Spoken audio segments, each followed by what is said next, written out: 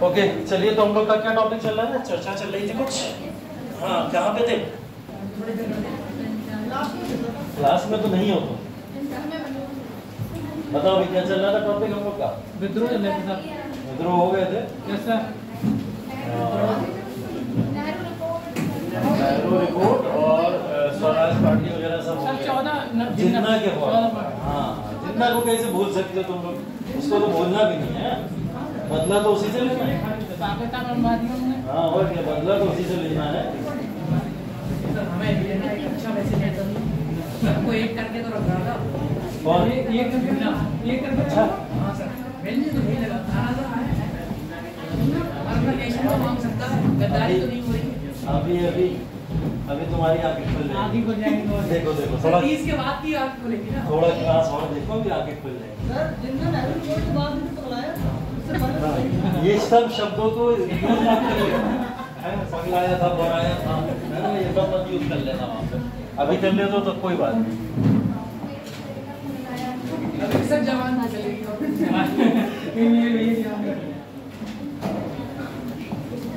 चलिए देखिए, हम लोग जो टॉपिक का डिस्कशन कर रहे थे, नॉन कोऑपरेशन मूवमेंट तक हम लोग पढ़ चुके थे। उसके बाद में हम लोग ने स्वराजवादियों का उदय, और स्वराजवादियों के उदय के बाद में हम लोग ने उस समय के कुछ जो आंदोलन चल रहे थे उन आंदोलनों के बारे में चर्चा कर ली थी। ठीक है, अब क्या है आगे का टॉपिक आपको इस तरफ ले जाएगा कि गांधी इस समय में शांत है। मैंने बताया था आपको कौन सा समय, 22 से लेकर 29 तक का अप्रोक्स जो समय काल है, इस पूरे समय काल में महात्मा गांधी शांत है। और महात्मा गांधी शांत होने का कारण ये था, एक तो उन्हें जेल हुई थी कुछ समय के लिए, उसके बाद वो पॉलिटिकली इनएक्टिव हो गए थे, ज्यादा पार्टिसिपेशन ले नहीं रहे, है ना।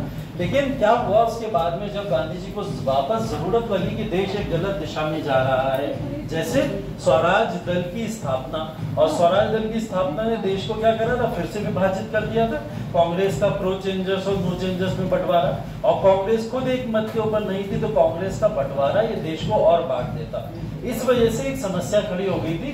तो गांधी जी ने इस समय में सोचा कि ये सही मौका है, इस समय देश को किसी भी तरीके से एक किया जाए और कुछ आंदोलन चलाया जाए। तो गांधी जी लगभग 1928 से ये तैयारी कर रहे हैं कि भारत में एक बड़ा आंदोलन चलाना है, जिसको सविनय अवज्ञा आंदोलन कहेंगे।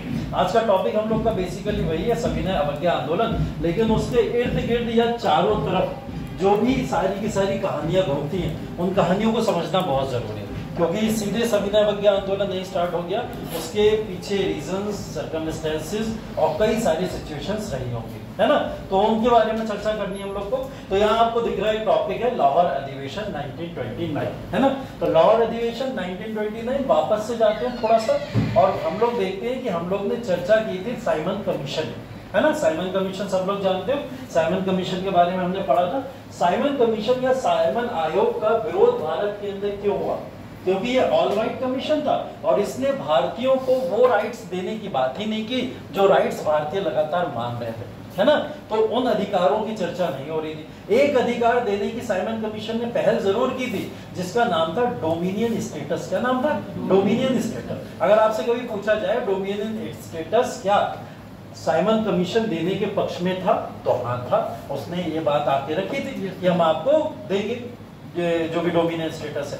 लेकिन बात ये क्या हुआ, जैसे इन्होंने आके इस बात को रखा, ब्रिटेन में इस बात का विरोध होना शुरू हो गया।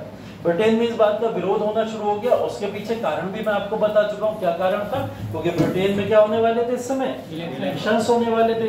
कंजर्वेटिव पार्टी और लेबर पार्टी के बीच में आपस में इलेक्शन था, तो उन्होंने इसको मुद्दा बना दिया कि ये तो भारतीयों को आजादी दिए दे रहे हैं। क्या दे रहे हैं? आजादी दिए दे रहे हैं। तो इस वजह से वहां कंजर्वेटिव पार्टी के ऊपर प्रेशर बनाया गया, जिसकी वजह से साइमन कमीशन भारत में 2 से 3 साल लटका रहा। और उसके लटकने की वजह से इन्होंने क्या करा कि साइमन कमीशन का निस्तारण करने के लिए भारतीय खुद चलकर इंग्लैंड आएंगे, है ना। और क्या करेंगे वहां के राउंड टेबल कॉन्फ्रेंसेस, जो 3 राउंड टेबल कॉन्फ्रेंसेस हुई हैं, वो भी इसी से रिलेटेड है। लेकिन उससे पहले भारत में क्या हो रहा है, साइमन कमीशन आया, नेहरू रिपोर्ट आई, नेहरू रिपोर्ट को पूरी तरीके से खारिज कर दिया गया। और नेहरू रिपोर्ट को खारिज करने के बाद में भारत के अंदर जवाहरलाल नेहरू की अध्यक्षता के अंदर एक अधिवेशन पारित हुआ, जिसका नाम था लाहौर अधिवेशन। और इस अधिवेशन में एक संकल्प लिया गया कि भारत ना तो डोमिनियन स्टेटस के पक्ष में है और ना ही किसी तरीके के बंटवारे के पक्ष में है, जो हिंदू मुस्लिम को अलग अलग से निर्वाचन देने की बातें चलती है। हम सब इन सब चीजों के पक्ष में नहीं। तो इसके लिए क्या आना चाहिए, एक लाहौर अधिवेशन आना चाहिए।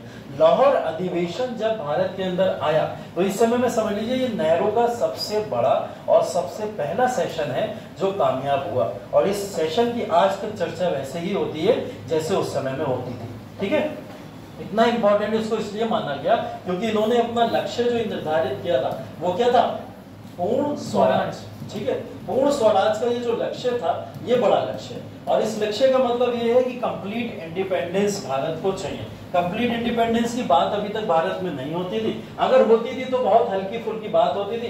कांग्रेस की किसी सेशन में उसको पारित नहीं किया गया था, है ना। बात मैंने बताया आपको, स्वराज दादा भाई नौरोजी भी बोल चुके हैं, संपूर्ण स्वराज की बात हकीम अजमल खान और हसरत मोहानी जैसे लोग कर चुके हैं, या फिर स्वराज जैसे शब्दों की बातें तो कांग्रेस में बहुत हुई हैं, लेकिन कभी ये पारित नहीं हुआ ऑफिशियली किसी भी सेशन में कि हमें स्वराज चाहिए। अब ऐसा स्वराज चाहिए जो पूर्ण रूप से हो, है ना, कंप्लीट इंडिपेंडेंस।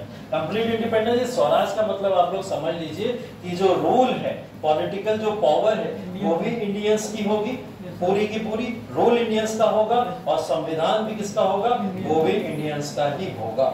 ये है पूर्ण स्वराज। इसके अंदर किसी भी तरीके का हम कोई भी विभाजन, बंटवारा या फिर किसी का सहयोग नहीं चाहते। इवन बनाने वाले भी सब कौन होंगे, भारतीय होंगे, है ना, इंडियंस होंगे। तो पूर्ण स्वराज का संकल्प पारित हो रहा है। कांग्रेस का एक सेशन रखा गया 1929 के अंदर, और उस सेशन की अध्यक्षता किसने करी है, जवाहरलाल नेहरू ने। जवाहरलाल नेहरू सबसे पहले सेशन की अध्यक्षता करते हुए नेहरू रिपोर्ट को खारिज करते हैं।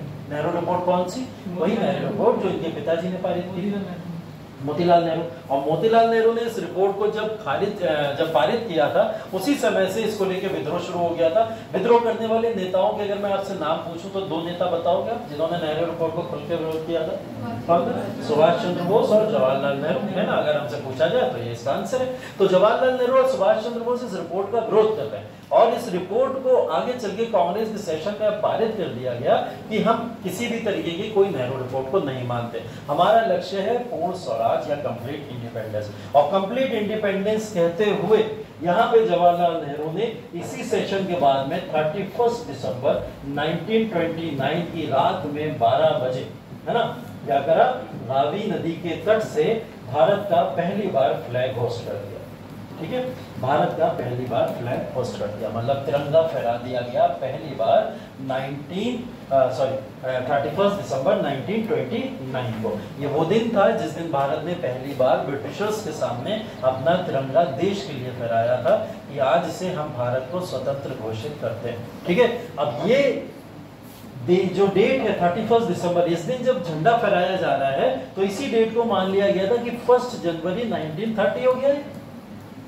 हो गया ना, रात के 12 बजे के बाद थोड़ी ये संकल्प लिया गया 1929 में, और ये पारित कब हो गया, 1930 में। तो झंडारोहण जब हो रहा है रावी नदी के तट पर, रावी नदी कहाँ पे बहती है, कौन सा इलाका है, लाहौर सेशन चल रहा है। लाहौर सेशन के अंदर अगर आपसे कभी पूछा जाए तो रावी नदी के तट पर ही झंडा फहराया गया था। और अगर हम बात करें तो ये 1 जनवरी 1930 भी कभी कभी डेट आ जाती है, ये भी आप ध्यान रखिएगा, और 31 दिसंबर 1929 भी आ जाती है। इस दिन इन्होंने एक संकल्प पारित किया कि अब हर दिन, मतलब हर साल 26 जनवरी को हम क्या करेंगे, भारतीय स्वतंत्रता दिवस को सेलिब्रेट किया करेंगे। कब, 26 जनवरी हर साल। अब 26 जनवरी को जो अगला आने वाला दिन था 1930 में, उस दिन भारत के अंदर तमाम जगहों पे रैलियां कराई गई, लोगों को इकट्ठा करा गया, ऑफिशियल मीटिंग्स कराई गई, और सबको निर्देश दिए गए कांग्रेस की तरफ से कि पूरा देश मिलकर आज़ादी का उत्सव मनाए। और 1930 से भारत अपनी आज़ादी मनाना शुरू कर दिया था। भले से 1947 में हमें आज़ादी मिली हो तो, लेकिन 1930 से हमने अपनी आज़ादी मनाना शुरू कर दी थी। कौन सी डेट थी, 26 जनवरी 1930। अब इसीलिए आपको पता है कि 26 जनवरी की इंपॉर्टेंस इतनी क्यों। आज के समय में अगर हम लोग अपना जो भी संविधान का सबसे महत्वपूर्ण दिवस मनाते हैं तो कब मनाते हैं, 26 जनवरी को मनाते हैं ना। तो 26 जनवरी गणतंत्र दिवस के तौर पर इसलिए रखा गया क्योंकि आज़ादी तो 15 अगस्त को मिल गई थी हमें। अब 15 अगस्त को जब आज़ादी मिली तो आज़ादी दिवस तो हम तभी मनाएंगे ना 15 अगस्त को, फिर 26 जनवरी को कैसे बचाया जाए। तो 26 जनवरी को बचाने के लिए क्या करा गया, उसी दिन संविधान को पारित कर दिया गया और गणतंत्र भारत को अनाउंस कर दिया गया। इसीलिए हम लोग अब 26 जनवरी को हमेशा गणतंत्र दिवस के तौर पर इसको सेलिब्रेट करते हैं। ठीक है, लेकिन अगर बात की जाए 26 जनवरी 1930 से लेकर 1947 तक हर दिन भारत अपनी आज़ादी सेलिब्रेट करता था, भले से भारत आज़ाद हुआ हो या ना हुआ। और इसी की मुहिम में गांधी जी ने इसका फायदा उठाया और गांधी जी ने बोला जब 26 जनवरी 1930 से भारत अपनी आज़ादी सेलिब्रेट करने लगा है तो यही सबसे अच्छा मौका है, इसी मौके का फायदा उठा के भारत के अंदर एक बड़ा आंदोलन क्रिएट कर दिया जाए, क्योंकि यहाँ पे सब यूनाइट हो गए, एक जगह आ गए, भारत अपनी आज़ादी सेलिब्रेट करने लगा। तो मैंने बताया था गांधी जी यहाँ मौका ढूंढ भी रहे थे बड़े आंदोलन करने का और उन्हें लाहौर सेशन के तौर पर एक बड़ा मौका मिल गया। ठीक है, तो इसलिए लाहौर सेशन की इंपॉर्टेंस बहुत है, लाहौर सेशन इसलिए बहुत ज्यादा, इसकी मान्यता बहुत है, इसको लाहौर सेशन को हमेशा इसलिए याद रखा जाता है क्योंकि आज़ादी का उत्सव तो यहीं से शुरू हुआ है ना, और वो आज के समय में हमारे एक बदली हुई डेट में जरूर सेलिब्रेट करते हैं, लेकिन उत्सव तो यहीं से शुरू हुआ है। ठीक है, इस वीक में 16 अगस्त को 16 अगस्त को, वैसे तो देश को 15 अगस्त को आज़ादी मिल जाएगी, लेकिन हम लोग 16 अगस्त को आज़ादी ले लेंगे, मतलब मॉडर्न हिस्ट्री का लास्ट क्लास होगा। ठीक है, तो 16 अगस्त को आपको यहाँ पे आज़ादी मिल जाएगी। ठीक, अगर 15 को खुला होता क्लास तो 15 को ही आज़ादी ले लेते, लेकिन 15 को तो ऑफ है आपका, तो 16 अगस्त को हम लोग क्लास में आज़ादी ले लेंगे। ठीक है, 1930 तक पहुँच चुके हैं, समय बचा है 17 सालों का, और 17 सालों में बहुत इंपॉर्टेंट जो घटनाएं हैं वो सारी की सारी घटनाएं ऐसी सारी चर्चा करते चलेंगे। ठीक है, बहुत ज़्यादा लिखाने के ऊपर फोकस नहीं रहेगा, आप सिर्फ और सिर्फ क्लास के अंदर डिस्कशन करने पे ज़्यादा फोकस करेंगे। जो लिखाने वाली चीज़ें जितनी भी चीज़ें वो मैं बहुत इंपॉर्टेंट होंगी तो लिखवा दिया करूँगा, अदरवाइज सारी चर्चा करेंगे क्लास के अंदर और आपको नोट्स भेज दिया करेंगे। ठीक है, तो नोट्स तो मिल ही रहे हैं, सबको मिल रहा है ना, सारे लोग ग्रुप पे ऐड हो, यहाँ पे जितने बैठे हो तो ऐड नहीं हो, अकेले तुम नहीं, अरे जी 4-5 लोग ऐड हो, तुम भी ऐड नहीं हो। अच्छा, तो जितने भी लोग नहीं हो जाके जरूर से बोल देना कि सर हमें ऐड कर लीजिए ग्रुप के ऊपर, क्योंकि उसके ऊपर जो नोट्स मिल रहे हैं बाद में वो नोट्स आपको मिल पाए ना मिल पाए उसका कुछ पता नहीं है ना। और हाँ, अब वो वाले किसी से संपर्क करके ले लेना, या एक बार फिर से सब लोग ऐड हो जाओ तो मुझे फिर से बता देना सर अब सब लोग आ गए हैं यहाँ पे, एक बार आप फिर से ही शेयर कर दीजिए, तो मैं सारे नोट्स उठा कर फिर से शेयर कर दूँगा। ठीक है, एक बार अभी कंप्लीट मॉडर्न हिस्ट्री के नोट्स भी डालूंगा, ये तो टॉपिक वाइज डाल रहा हूँ, एक बार कंप्लीट भी डालूंगा, है ना, तो कंप्लीट वाले भी आपको मिल जाएंगे, उससे पढ़ लेना फिर, है ना, तो दिक्कत नहीं है। अभी जो टॉपिक चल रहे हैं उसमें ध्यान, ठीक है। हाँ, और जो सारे के सारे नोट्स पढ़ते हैं उन सारे नोट्स को पढ़ भी लिया कर, मुझे लगता नहीं तुम लोग पढ़ते हो देखते तक नहीं हो, है ना, एक आध तक उठा आ जाता है उसके ऊपर, बस उसके अलावा लगता ही नहीं है कि किसी ने नोट्स देखे हैं। तो मतलब लाइक मत करो, मैं नहीं कह रहा तुमसे करो, लेकिन कम से कम जाके पढ़ाई तो कर लो, उससे पढ़ तो लो, सब लोग पढ़ लिया करो जाके नोट्स, क्योंकि क्लास में जो चर्चा रेगुलर हो रही है अगर उसको उसी दिन खत्म कर लोगे तो अच्छा रहेगा आपके लिए, है ना। संडे का मौका मिला था अच्छा रिवीजन करने के लिए, आपको छुट्टियां दी जा रही हैं, वरना एक्स्ट्रा क्लासेस हैं, आपको पता है हर संडे को एक्स्ट्रा क्लासेस हैं, लेकिन सिर्फ इस वजह से एक्स्ट्रा क्लास नहीं चलाई जा रही है क्योंकि आप लोग को एक मौका दिया जाए रिविजन करने के लिए। इसी मंथ में फिर से टेस्ट, 3 टेस्ट इसी मंथ में, ठीक है, और 3 टेस्ट के लिए अगर आपको रिवीजन करना पड़ेगा तो सोचो फिर समय चाहिए होगा, इस वजह से मौका दिया जा रहा है ना। अब ये बात मैं आपको बता दे रहा हूँ, लेकिन एक्चुअल में ये बात अभी आपको बाद में बताई जाती है, ठीक है, मैं पहले बता दे रहा हूँ जिससे तैयारी कर लो अपनी, है। तीनों टेस्ट हैं, जो लोग तीनों सब्जेक्ट चल रहे हैं तीनों के टेस्ट हैं, तो ध्यान रखिएगा, तैयारी करते चलिए, कभी भी टेस्ट हो सकते हैं। एक ही दिन में होंगे, हाँ, एक ही दिन में तीनों टेस्ट होंगे, हाँ तीनों एक ही दिन में होंगे, एक ही दिन में होंगे, ठीक है, एक ही दिन में होंगे। ऐसा थोड़ी है कि यूपीएससी का मेंस थोड़ी देने जा रहा हूँ, हर दिन अलग अलग बदल के टेस्ट होंगे, है ना, एक ही दिन में तीनों टेस्ट होंगे। अब सेक्शनल होंगे या मिक्स होंगे वो तो भाई प्रशासन डिसाइड करेगा, जैसा होगा उस हिसाब से निकाले, लेकिन तीनों टेस्ट होंगे ये मैं बता दे रहा हूँ, ठीक है। बस उसकी तैयारी करते चलो, वरना ये इतना जो इकट्ठा करते चले जा रहे हो और ये सब चीज़ें टेस्ट में जाके ऐसा लगेगा कि कुछ पढ़ा ही नहीं, है ना, और बड़ा धुंधला सा फील होगा। हाँ। नहीं, मैं तो 1947 करा चुका हूँ ना, तो मैंने क्या बताया 16 मैं पूरा मॉडर्न आएगा ना उसमें, तो कंप्लीट मॉडर्न आएगा जितना मॉडर्न मैंने करा दिया। अब पूरा मॉडर्न आपको उसके लिए पढ़ना पड़ेगा, सारे नोट्स हैं, जिसको डाउट हो, किसी तरह की प्रॉब्लम हो, समस्या हो, पूछ लिया करो, क्लास के बाद मैं रुकता हूँ 15-20 मिनट आगे बात कर लिया करो, चर्चा कर लिया करो, लेकिन क्लियर करते रहो, डाउट्स में मत रहो, अपनी पढ़ाई करते रहो, है ना। चलिए लाहौर सेशन, इसके अंदर जो इंपॉर्टेंट लग रहा है नोट कर लो, तिथियां तो नोट करनी जरूरी है, फैक्चुअल चीजें बोलते हो, है ना। कांग्रेस का सेशन की डेट नोट करो, इसमें लाहौर सेशन डालो जल्दी से, और सेशन की डेट नोट कर लो, 19 दिसंबर 1929, 19 दिसंबर 1929,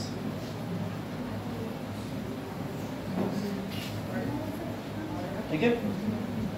उसके बाद में अगली डेट नोट करना 31 दिसंबर 1929, मिडनाइट 12 AM,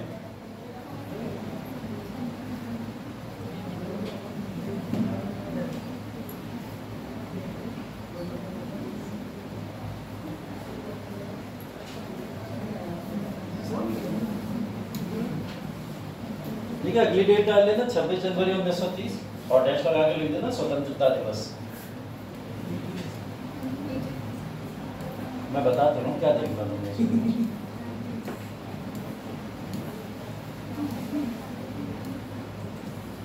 चलो अब इसके ऊपर आते हैं। 26 जनवरी 1930, ठीक है, लिख के उसमें स्वतंत्रता दिवस लगा दो और वो हमेशा सेलिब्रेट किया जाता था, ये तो आप लोग याद ही रखोगे, ठीक है। इंपॉर्टेंट तथ्य से रिलेटेड, लाहौर में ये सेशन हुआ था, रावी नदी है वहाँ पे जहाँ पे हम लोग बता रहे हैं फ्लैग होस्टिंग की बात हुई थी या राष्ट्रगान को गाया जा रहा था, ठीक है, इस बात को ध्यान रखिएगा, ठीक। अब यहाँ पे देखिए लाहौर कांग्रेस का जो अधिवेशन हुआ, इस अधिवेशन में इस समय में प्रमुख निर्णय क्या लिए गए। एक तो हमने बात कर ली कि नेहरू रिपोर्ट को खारिज कर दिया गया, वो तो है, एक फैक्ट है। दूसरा हमने स्वतंत्रता दिवस अपना मनाने की बात कर ली कि चलो स्वतंत्रता दिवस भी हम मनाएंगे। और इम्पोर्टेंट इसमें क्या क्या निर्णय हुए वो भी देख लीजिए, क्योंकि यहाँ से जो है वो आपके इम्पोर्टेंट फैक्ट अब आगे के शुरू हो जाते हैं। जैसे यहाँ पे गोलमेज सम्मेलन का बहिष्कार किया गया इस पूरे अधिवेशन के अंदर, ठीक है। एक इम्पोर्टेंट तथ्य ये है कि 1929 का जो सेशन है उस सेशन में गोलमेज सम्मेलन का बहिष्कार हुआ। गोलमेज सम्मेलन क्यों होना था, क्योंकि 1927 में जो साइमन कमीशन आया था उस बात को सॉर्ट आउट करने के लिए लंदन के अंदर यहाँ पे 3 राउंड टेबल कॉन्फ्रेंसेस रखे गए थे, जहां भारतीयों को बुलाकर उनके मुद्दों को सुनकर उसके ऊपर निर्णय लेना था। लेकिन कांग्रेस ने इस सेशन को या फिर जो भी है आरटीसी के अंदर जाने से मना कर दिया। उनका मानना क्या था कि अगर राउंड टेबल कॉन्फ्रेंसेस में अगर हम लोग जाएंगे ये हमारा डिसरिस्पेक्ट अलग करेंगे और हमारी बात भी नहीं मानेंगे, जिसकी वजह से एक बड़ा नुकसान भारतीयों के जो आंदोलन चल रहे हैं उसमें देखने को मिल सकता है। अगर भारत की राष्ट्रीय कांग्रेस यहाँ पे चली गई होती कॉन्फ्रेंसेस में तो इतनी बड़ी जो भीड़ इकट्ठी करी गई है सिविल डिसोबीडियंस मूवमेंट के लिए, वो क्या तैयार होती? नहीं होती। वो तो कहते हैं अंग्रेजों से खुद मिल रहे हैं हमारे यहाँ के अधिकारी जाके, तो फिर हम क्यों करें आंदोलन, वो हट जाते। तो कांग्रेस के सामने एक मजबूरी कह लो या फिर उसका स्वराज का संकल्प कह लो, जिसको लेके वो इनके साथ बैठना ही नहीं चाहते थे, ठीक है। तो पहला निर्णय गोलमेज सम्मेलन को पूर्ण रूप से बहिष्कार कर दिया गया, ठीक है। उसके बाद पूर्ण स्वतंत्रता को कांग्रेस का लक्ष्य घोषित। अभी हमने देखा कि हम पूर्ण स्वतंत्रता या पूर्ण स्वराज या फिर स्वतंत्रता 26 जनवरी 1930 को मनाएंगे और हर बार इसको मनाया गया, ठीक है। इसके बाद कांग्रेस कार्य समिति ने इस समय एक बहुत बड़ा निर्णय लिया। वो निर्णय यह था कि करों का भुगतान नहीं किया जाएगा।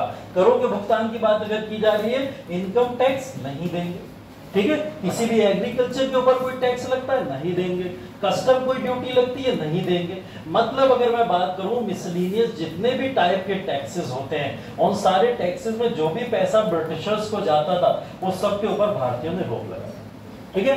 भारतीय एक एक व्यक्ति जो देश के अंदर रह रहा था उससे आह्वान किया गया कि कोई भी व्यक्ति टैक्स ना दे, तभी हम लोग एक्चुअल मायने में अवज्ञा कर पाएंगे। आंदोलन क्या है? अवज्ञा का, और अवज्ञा का मतलब ना मानना आपकी आज्ञा को, है ना। तो हम अवज्ञा कब कर पाएंगे? जब हम इस तरीके के टैक्सेस को रोक देंगे। और ये भारत के अंदर इतने मजबूत हैं कैसे? हमारे टैक्सेस से तो है, सरकार चला कैसे रहा है? हमारे टैक्सेस से तो चला रहा है। तो इनके ऊपर ये टैक्सेस ही रोक, तो जब इनके ऊपर ये टैक्स रुक जाएंगे, इनकी आर्थिकी रुक जाएगी, तो ये भारत छोड़ के खुद चले जाएंगे। तो एक तरीका ये है इनके सारे के सारे इनकम के सोर्सेस को रोक दिया जाए। तो टैक्सेस को रोकने का एक यहाँ पर नया तरीका अपनाया गया, जो सविनय अवज्ञा आंदोलन का सबसे इंपॉर्टेंट फैक्टर के तौर पर सामने आया था। और यह आंदोलन इतना तेजी से सफल हो रहा था कि इस आंदोलन में यही बोला जा रहा था कि अगर इस आंदोलन को गांधी जी वापस ना लिए होते उस समय में, एक बार फिर से गांधी जी वापस ले लें, है ना।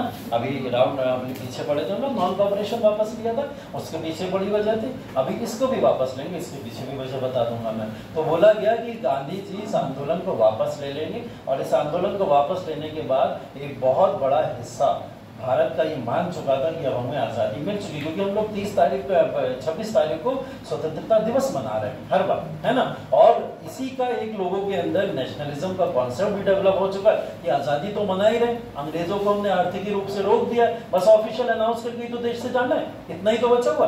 तो भारत लगभग पूरा तैयार था। तो अगर इस आंदोलन को उस समय वापस ना लिया गया होता तो शायद 1935 के अधिनियम के आने से पहले भारत का आजादी डिक्लेयर हो गया होता और 1935 वो अधिनियम आजादी का अधिनियम होता, है ना, जो इन्होंने भारत के अंदर गवर्नमेंट ऑफ इंडिया एक्ट के तौर पर लेके आए थे, ठीक। लेकिन है कुछ मजबूरियां थी ऐसी जिसकी वजह से ये सब चीजें पॉसिबल नहीं हो पाई, ठीक है। तो ये कुछ लाहौर अधिवेशन के इंपॉर्टेंट बिंदु हैं जो हमें याद रखने हैं कि अधिवेशन के अंदर क्या क्या चीजें उस समय हुई होंगी। लाहौर अधिवेशन यहाँ पे हुआ।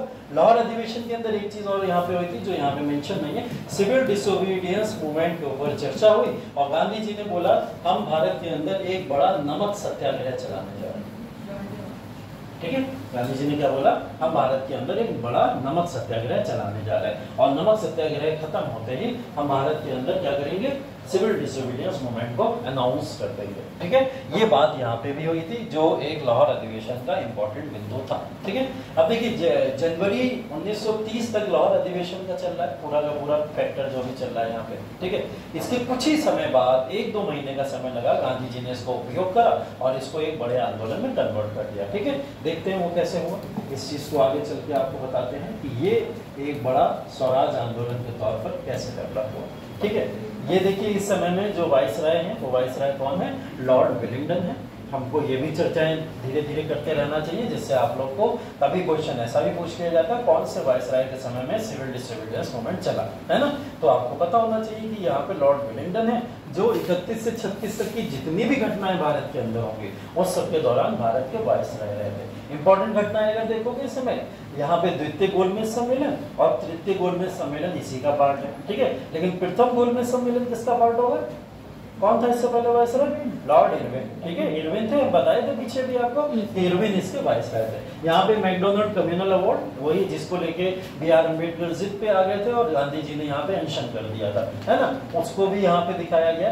और इसके बाद तृतीय गोलमेज सम्मेलन, कांग्रेस की समाजवादी पार्टी जिसको हम लोग कांग्रेस सोशलिस्ट पार्टी कहते हैं उसकी इस समय स्थापना हो चुकी थी। समाजवाद के कॉन्सेप्ट को हम पहले ही पढ़ चुके, भगत सिंह ने इस कॉन्सेप्ट को दुनिया के सामने ला के रखा और अपनी विचारधारा बताई लोगों को कि हम समाजवाद पे कितना फोकस करते हैं। अब इसको लेके पर्टिकुलर एक पार्टी बन गई, है ना, और इस पार्टी ने आगे चल के भारत के अंदर इलेक्शन सब में पार्टिसिपेट किया होगा। ठीक, भारत सरकार अधिनियम 1935 इसी समय में आया और ये इतना इंपॉर्टेंट अधिनियम है कि बोला जाता है भारत सरकार ने या भारतीय संविधान ने जब अपने संविधान को बनाया तो 1935 के पूरे अधिनियम को उठा के ऐसे रख दिया, है ना। कुछ चीजें हटा दी, जैसे डोमिनियन स्टेटस नहीं चाहिए वो हटा दिया, हम तो पूर्ण स्वतंत्रता की बात कर रहे हैं। तो 1-2 फैक्टर्स हटा के हमने पूरा 1935 अपने में अडॉप्ट कर दिया था।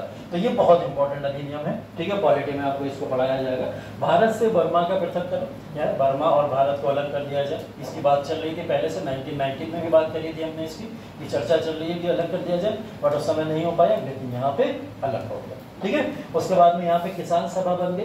किसान सभा यहाँ पे जो बनी है, श्रद्धानंद उसके अध्यक्ष बने थे और जवाहरलाल नेहरू ने इसकी अध्यक्षता की थी जाके, जिसकी वजह से ये इंपॉर्टेंस पता चली थी कि भारत में किसानों का महत्व बहुत है। इस वजह से इस थोड़ी संस्था के बारे में हमें पता होना चाहिए कि 1936 में इसकी स्थापना, और इसी के बाद में पूना समझौता है जो इस समय में मैकडोनल्ड अवार्ड आया, उसी के बाद यहाँ पे पूना समझौता हुआ जो गांधी जी और अंबेडकर जी के बीच में हुआ था, जिसके बाद में भारत के अंदर जो एक अलग से सेपरेट इलेक्टोरेट आ रहा था उसको खत्म कर दिया। ठीक है, ये घटनाएं हैं कुछ, इनके बारे में आगे आने वाले क्लास में हम लोग बात करेंगे। ठीक है, फिलहाल हो गया, नोट कर रहे हैं,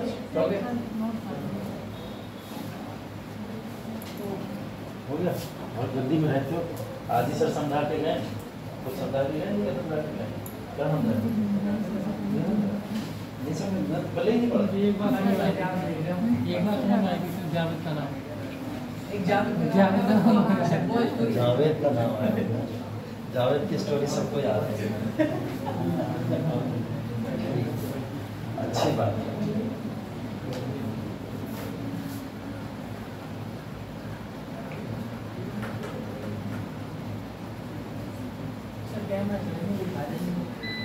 कैमरा नहीं चल, मैं कहता था पहले यही मैंने सेटअप कर लूँ, जाएगा आराम से, कोई दिक्कत नहीं।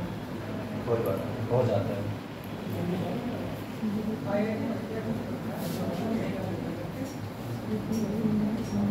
हर जगह हर चीज़ परफेक्ट हो जाए ये भी जरूरी नहीं ना, कभी कभी कुछ कमियां रहनी जरूरी। सर प्रयास तो करना चाहिए। प्रयास हुआ, अच्छा प्रयास नहीं, एक बार बताया तुरंत हटा दिए, ये कौन सा प्रयास है? तुम आ जाते कि जैसे गांधी जी आ रहे हैं, चलो सविनय अवज्ञा आंदोलन। ठीक, सविनय अवज्ञा आंदोलन भारत का सिविल डिसोबीडियंस मूवमेंट जिसकी हम लोग चर्चा करते हैं।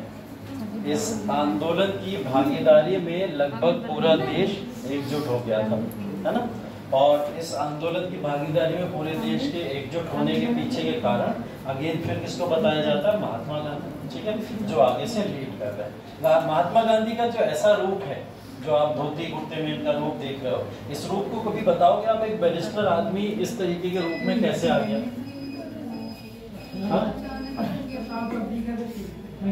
साउथ अफ्रीका से? नहीं सर, इनने कहीं की यात्रा की थी वहाँ मतलब यात्रा की वजह से। क्या है कहानी, कुछ बताओ।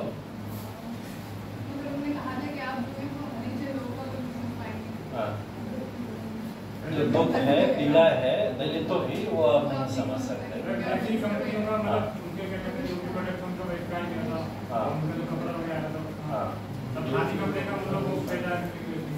खादी का प्रचार करने की, ठीक है। मतलब गांधी को आपने हमेशा इसी रूप में देखा होगा, लेकिन एक्चुअल में ये रूप था नहीं उनका, है ना। ये तो बहुत बात का रूप है। जब हम लोग देखेंगे 1925 के बाद से अप्रोक्स गांधी जी इस रूप में है, लेकिन उससे पहले गांधी जी एक सूट बूट में अच्छे से बढ़िया से, है ना, घूमा करते थे। एक वो तरीका भी था गांधी का। बैरिस्टर आदमी है, पढ़ा लिखा आदमी है, अंग्रेजों के सामने बैठ रहा है, जाके बात कर रहा है, अंग्रेजी बोल रहा है, तो धोती में कैसा लगेगा? अजीब लगेगा थोड़ा सा, है ना। लेकिन ये विचारधारा गांधी के अंदर कहाँ से आई, किस तरीके से आई, इसके पीछे कारण। हाँ कृष्ण पर मैंने ये पूछा कि गांधी जी ने अपना जो पूरा वस्त्र का एक जो तरीका है वो एकदम परमानेंट चेंज कर दिया। ना कभी किसी सूट बूट में दिखाई दिए, ना किसी तरीके के कोई आभूषण हाथों पे पैरों पे, किसी तरीके कुछ, कोई भी ना सोने की चीज ना चांदी, कुछ नहीं पहना करते थे। इवन एक अंगूठी तक नहीं दिखेगी उनके पास, है ना। हर चीज को त्याग के एकदम से ये जो रूप आप इनका देख रहे हैं, वो क्यों, कारण इसकी वजह है। हाँ, क्या गांधी जी सबसे पहले साउथ अफ्रीका वापस आए थे। हाँ, इनके राजनीतिक उन्होंने सलाह की थी पहले इंडिया को घूमो, उन्होंने इंडिया घूम के देखा कि हमारे इंडिया के लगभग 80 to 90% लोग जो हैं वो इस हालत में रह रहे हैं कि जो हम किसी गांधी में पहने तो उनसे कनेक्ट करने के लिए और मुझे जनता से कनेक्ट करना है। कनेक्ट किया करेंगे जब वहाँ की संस्कृति को बजाय करना या किसी भी समाज में घुलने फिरने के लिए वहाँ की संस्कृति को अपनाना बहुत आवश्यक है। तो गांधी जी ने देखा कि इंडिया की संस्कृति के 80 से 90% लोग जो है वो कहने के इसी वेशभूषा में रहते हैं। तो गांधी जी ने पहले तो संस्कृति को धारण करने का प्रयास किया। तो इसके पीछे कोई भी आंदोलन तभी सफल होगा जब जनता साथ होगी।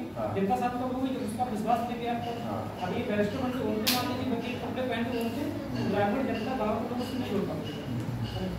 मतलब भारत जो इन्होंने घूमा उसका इनके ऊपर असर है, जिसकी वजह से इन्होंने अपनी वेशभूषा बदल दी थी। भारत तो राहुल गांधी ने भी घूमा उस समय पहले। अब हो रहा है, अब हो रहा है परिवर्तन, कुछ दिख रहा है, पहले से काफी मुकाबले में परिवर्तन दिख रहा है। देखो ये बड़ी चीज है भारत घूमना, या फिर भारत के कुछ एक, अगर आप एक हिस्से में भी निकल जाओ, मैं कह रहा हूँ भारत भ्रमण तो बहुत दूर की बात है, पीलीभीत के एक इलाके के अंदर भी अगर घूम लोगे, है ना, ट्रैवल कर लिया ना पीलीभीत के अंदर भी, अगर आपने वो कैंपेनिंग भी कर ली और लोगों से जुड़ाव हो जाता है उसके बाद में, तो इंसान का जो होता है विचार काफी बदल जाता है।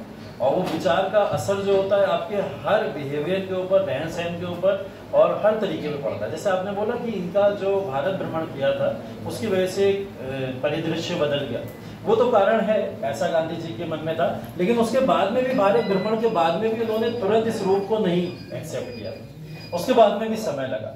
उसके बाद समय ऐसा लगा कि गांधी जी असहयोग आंदोलन कर रहे थे, ठीक है, लाइटें बंद कर। गांधी जी असहयोग आंदोलन कर रहे थे और उसी असहयोग आंदोलन के दौरान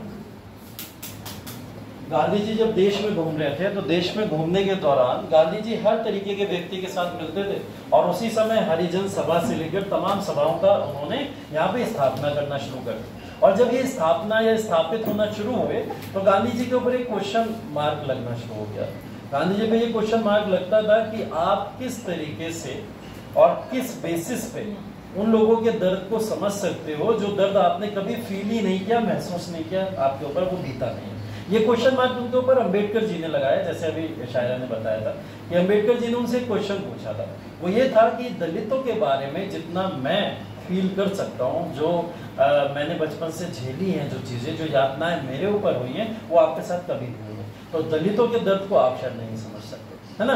गांधी जी ने इस कॉन्सेप्ट को अपने मन के भीतर इतना उतार लिया कि उन्होंने बोला कि दलितों का जो रहन सहन है, भारत के अंदर रहने का तरीका है, आप उसको क्या बताते हो कि उनको कपड़े भी नहीं समाज के अंदर दिए जाते हैं पहनने के लिए, तो ठीक है मैं आज से वस्त्र त्याग देता हूँ, ठीक है। तो गांधी जी ने क्या करा, इस संकल्प को लेते हुए वस्त्र त्यागने की बात करी। दूसरी चीज, साबरमती आश्रम के अंदर गांधी जी जब रहा करते थे तो उन्होंने वहां पे दलितों की सेवाओं के लिए अलग से प्रॉपर एक ऑर्गेनाइजेशन चलाया, जिसके अंदर सिर्फ वो दलितों की सेवाएं करते थे। और दलितों की सेवाओं के लिए वो इतना लड़ गए थे या इतना उस बात को अपने मन में बैठा लिया था कि उसके चक्कर में उनकी अपनी खुद की वाइफ तक से लड़ाई हुई है ना। बहुत सारे किस्से आपने ऐसे देखे होंगे कि गांधी जी ने ये तक बोल दिया था कि मैं तुम्हें डाइवोर्स दे सकता हूँ लेकिन दलितों का सेवा करना नहीं छोड़ सकता। ठीक है, यहाँ तक बातें आई थी, ये तक सारी की सारी हम लोग चीजें देखते हैं। तो गांधी के अंदर जो चीज बैठ जाती थी, जिस चीज का संकल्प बैठ जाता था, उस संकल्प को वो अपनाने के लिए, अपने जीवन में उतारने के लिए कुछ भी करते थे, है ना। बस वो संकल्प सही हो। जैसे मैंने बोला था ना, अगर सही है तो फिर गांधी जी उससे पीछे नहीं हटेंगे। और वो उन्हें ऐसा लगा कि ये बात सही है, इसी के बेसिस पे उन्हें लगा कि भारत के अंदर जिन लोगों को आप नीचा या दलित या गिरा हुआ बोल रहे हो, उन लोगों के खान पीन में क्या समस्याएं हैं, आप उनको खान पीन को भी अगर चीजें नहीं देते तो मैं आज से हर तरीके का पोषक तत्व छोड़ दूंगा, हर तरीके का अच्छा खाना छोड़ दूंगा। गांधी जी उसके बाद रोटी खाते थे, नमक खाते थे। ठीक है, उनके खाने पीने का तरीका भी ये हो चुका था। तो गांधी जी ने अपने जो पूरे के पूरे जीवन को वहां से चेंज किया। ये वही चेंज है जिसके बाद में उनका ऐसा स्वरूप देखने को मिलता है। अब ये स्वरूप स्टार्ट कहां से हुआ था? कहां से? नॉन कॉपरेशन मूवमेंट से, असहयोग आंदोलन से गांधी जी ने इस तरीके के वस्त्र को धारण करना शुरू कर दिया था। ठीक है, और उसके बाद से गांधी जी आपको इसी वेशभूषा में हमेशा दिखते थे। ठीक, एक लाठी हाथ में और हमेशा इस वस्त्र। तीसरी चीज सबसे इंपॉर्टेंट ये है, गांधी जी इसके माध्यम से भारत के लोगों को ये संदेश देना चाहते थे कि आप जो पश्चिमीकरण को अपने ऊपर ओढ़ते चले जा रहे हो, ये बहुत गलत है भारत के फ्यूचर के लिए। ठीक है, अगर मैं एक बैरिस्टर पढ़ा लिखा होके और इनके पास कोई कमी नहीं है, कोई कमी नहीं है ना, इनके पिताजी तो जो थे वो अच्छे खासे सूबेदार थे और पैसा इनके पास में अनगिनत था, तभी तो बैरिस्टर की पढ़ाई करने लंदन पहुंच गए। ऐसे थोड़ी पहुंच जाएगा कोई इंसान, अच्छा खासा पैसा। उसके बाद में सब कुछ त्याग करके ऐसे वस्त्र धारण कर लिए जो सिर्फ और सिर्फ खादी का प्रमोशन कर रहे हैं। तो इन्होंने बोला कि खादी जो ओरिजिनल, जो हमारी स्वदेशी वस्तु है, उस स्वदेशी को भारत में प्रमोट करना चाहिए। तो एक ऑब्जेक्टिव इनका क्या था? स्वदेशी प्रमोट करना, जिसकी वजह से इन्होंने खादी को प्रमोट किया यहाँ पे और ऐसी चीजों को ओढ़ा, है ना। तो ये तो देखिए गांधी जी की विचारधारा थी, और उन्होंने इसको किसी के ऊपर थोपा नहीं। उन्होंने कहा मैं अगर ऐसा कर रहा हूँ तो मैं ये नहीं कर रहा हूँ, आप भी ऐसे ही करो, आपकी इच्छा है, अगर करना चाहो तो करो, वरना फिर सुभाष चंद्र बोस ने तो कभी धोती कुर्ता नहीं पहना, है ना। उन्होंने तो ऐसे ही लड़ाई लड़ी हमेशा अपनी, है ना। तो जरूरी नहीं वस्त्र आपको इस बात को निर्धारित कर दे कि आपका व्यक्तित्व कैसा है। ये गांधी की अपनी पर्सनल मंशा थी। लेकिन देखिए गांधी अपने जो आंदोलन चलाया करते थे उससे इतने लोग कनेक्ट कैसे हो जाते थे, उसके पीछे बहुत बड़े बड़े कारण आपको समझ आएंगे, लगेंगे छोटे से लेकिन हैं बड़े कारण। जैसे इसके बाद गांधी जी ने जब सविनय अवज्ञा आंदोलन शुरू करने की बात करी तो गांधी जी ने बोला चलो पहले करते हैं डांडी मार्च। ठीक है, क्या बोला? डांडी मार्च। डांडी मार्च में गांधी जी मात्र और मात्र 72 लोगों को लेकर निकले थे। कितने? 72 लोग। अब 72 लोग कोई संख्या होती है? बहुत कम लोग, 72 लोग ऐसे निकल गए जैसे आज क्लास में बैठे ये लोग निकल गए, है ना, डांडी मार्च के लिए। तो ये संख्या, अब ये संख्या यहाँ पे तो ज्यादा लगेगी क्लास में, लेकिन ये अगर एक रोड पे निकलेगी तो क्या लगेगी? चीटियां जा रही है ना, वो भी झुंड में नहीं जा रही, अलग अलग जा रही। ठीक, तो ये जो है 72 लोगों का समूह होता क्या है ना। तो 72 लोगों का एक समूह जो है वो गांधी जी लेके निकले इस आंदोलन के साथ में, और गांधी जी ने बोला कि हम सविनय अवज्ञा आंदोलन से पहले भारत में एक नमक सत्याग्रह चलाना चाहते हैं, और जो नमक सत्याग्रह चलेगा उसके अंदर बेसिकली जो 72 लोगों को ऐड किया गया था, 72 लोगों को ऐड करने के लिए गांधी जी ने एक डेट निर्धारित करी, 12 मार्च 1930। गांधी जी आगे बढ़ते चले गए, लोग ऐड होते चले गए। कहीं कहीं संख्या आपको जैसे यहाँ 78 दिख रही है वो भी दिखेगी, ठीक है, और कहीं कहीं 72 भी दिखेगी। दोनों संख्याओं में अलग अलग चीजों पे लिखा हुआ, उसमें ज्यादा आपको ध्यान नहीं देना। ठीक, इतने कम लोगों को गांधी जी जब निकले 12 मार्च 1930 के डेट में, और पैदल निकल गए। कहां से निकले होंगे? कहां से निकले होंगे गांधी जी यात्रा? साबरमती आश्रम से अपने आश्रम के लोगों को कलेक्ट किया और वहां से कलेक्ट करके निकल गए। और जाना कहां था? डांडी जाना था, वही गुजरात के अंदर ही है ये सब। ठीक है, और गुजरात के उसी प्रोविंस के अंदर ये ट्रैवल कर रहे थे। तो इन्होंने जब लेके निकले, इन्होंने मुद्दा उठाया नमक का। उन्होंने बोला कि नमक सत्याग्रह के हम लोग जा रहे हैं। अब नमक सत्याग्रह में कितने लोग? 70-80 लोग जो भी हैं जुड़ने के लिए आ गए, है ना। बोले नमक सत्याग्रह क्या होता है? नमक सत्याग्रह से होगा क्या? गांधी के शुरू के आंदोलन लोगों को बड़ा कंफ्यूज कर देते थे कि गांधी मुद्दे क्या उठा रहे हैं। नमक कोई मुद्दा है? कांग्रेस को इस समय सोच रही थी कि स्वराज का मुद्दा उठाओ, है ना, इस समय एग्रीकल्चर का मुद्दा उठाना चाहिए, खेती किसानी की बातें करना चाहिए, रोजगार की बातें करना चाहिए, शिक्षा की बातें करना, ये बड़े मुद्दे है ना। गांधी क्या उठा रहे हैं? नमक। ठीक, अब ये बात बड़ा सोचने वाली थी, गांधी नमक का मुद्दा कैसे उठा सकते हैं और नमक के मुद्दे के ऊपर इतना बड़ा आंदोलन कैसे खड़ा कर देंगे जिसको सविनय अवज्ञ आंदोलन बोला जा रहा है। अब आप लोग भी इस बात को सोचो कि एक नमक, साधारण सा नमक पूरे देश के इतने बड़े आंदोलन में कैसे प्रयोग होगा, है ना? क्या आंसर हो सकता है आपका? गांधी जी ने क्यों अमीर से भी गरीब तक सब लोग खाते हैं, तो उसके प्रति लड़ाई हर कोई कर सकता है।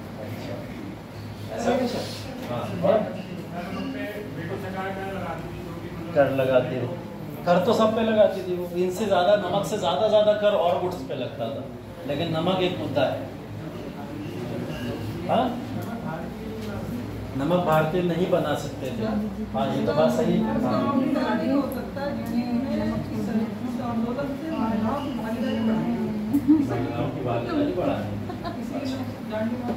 ठीक है, 2 पॉइंट आए अभी तक। एक त्रिपाठी ने दिया कि हर एक घर के व्यक्ति को जोड़ना चाहते थे गांधी जी, इस वजह से उन्होंने नमक का यूज किया होगा। एक महिलाओं की भागीदारी बढ़ाना चाहते थे, उस वजह से नमक का यूज किया होगा। और कोई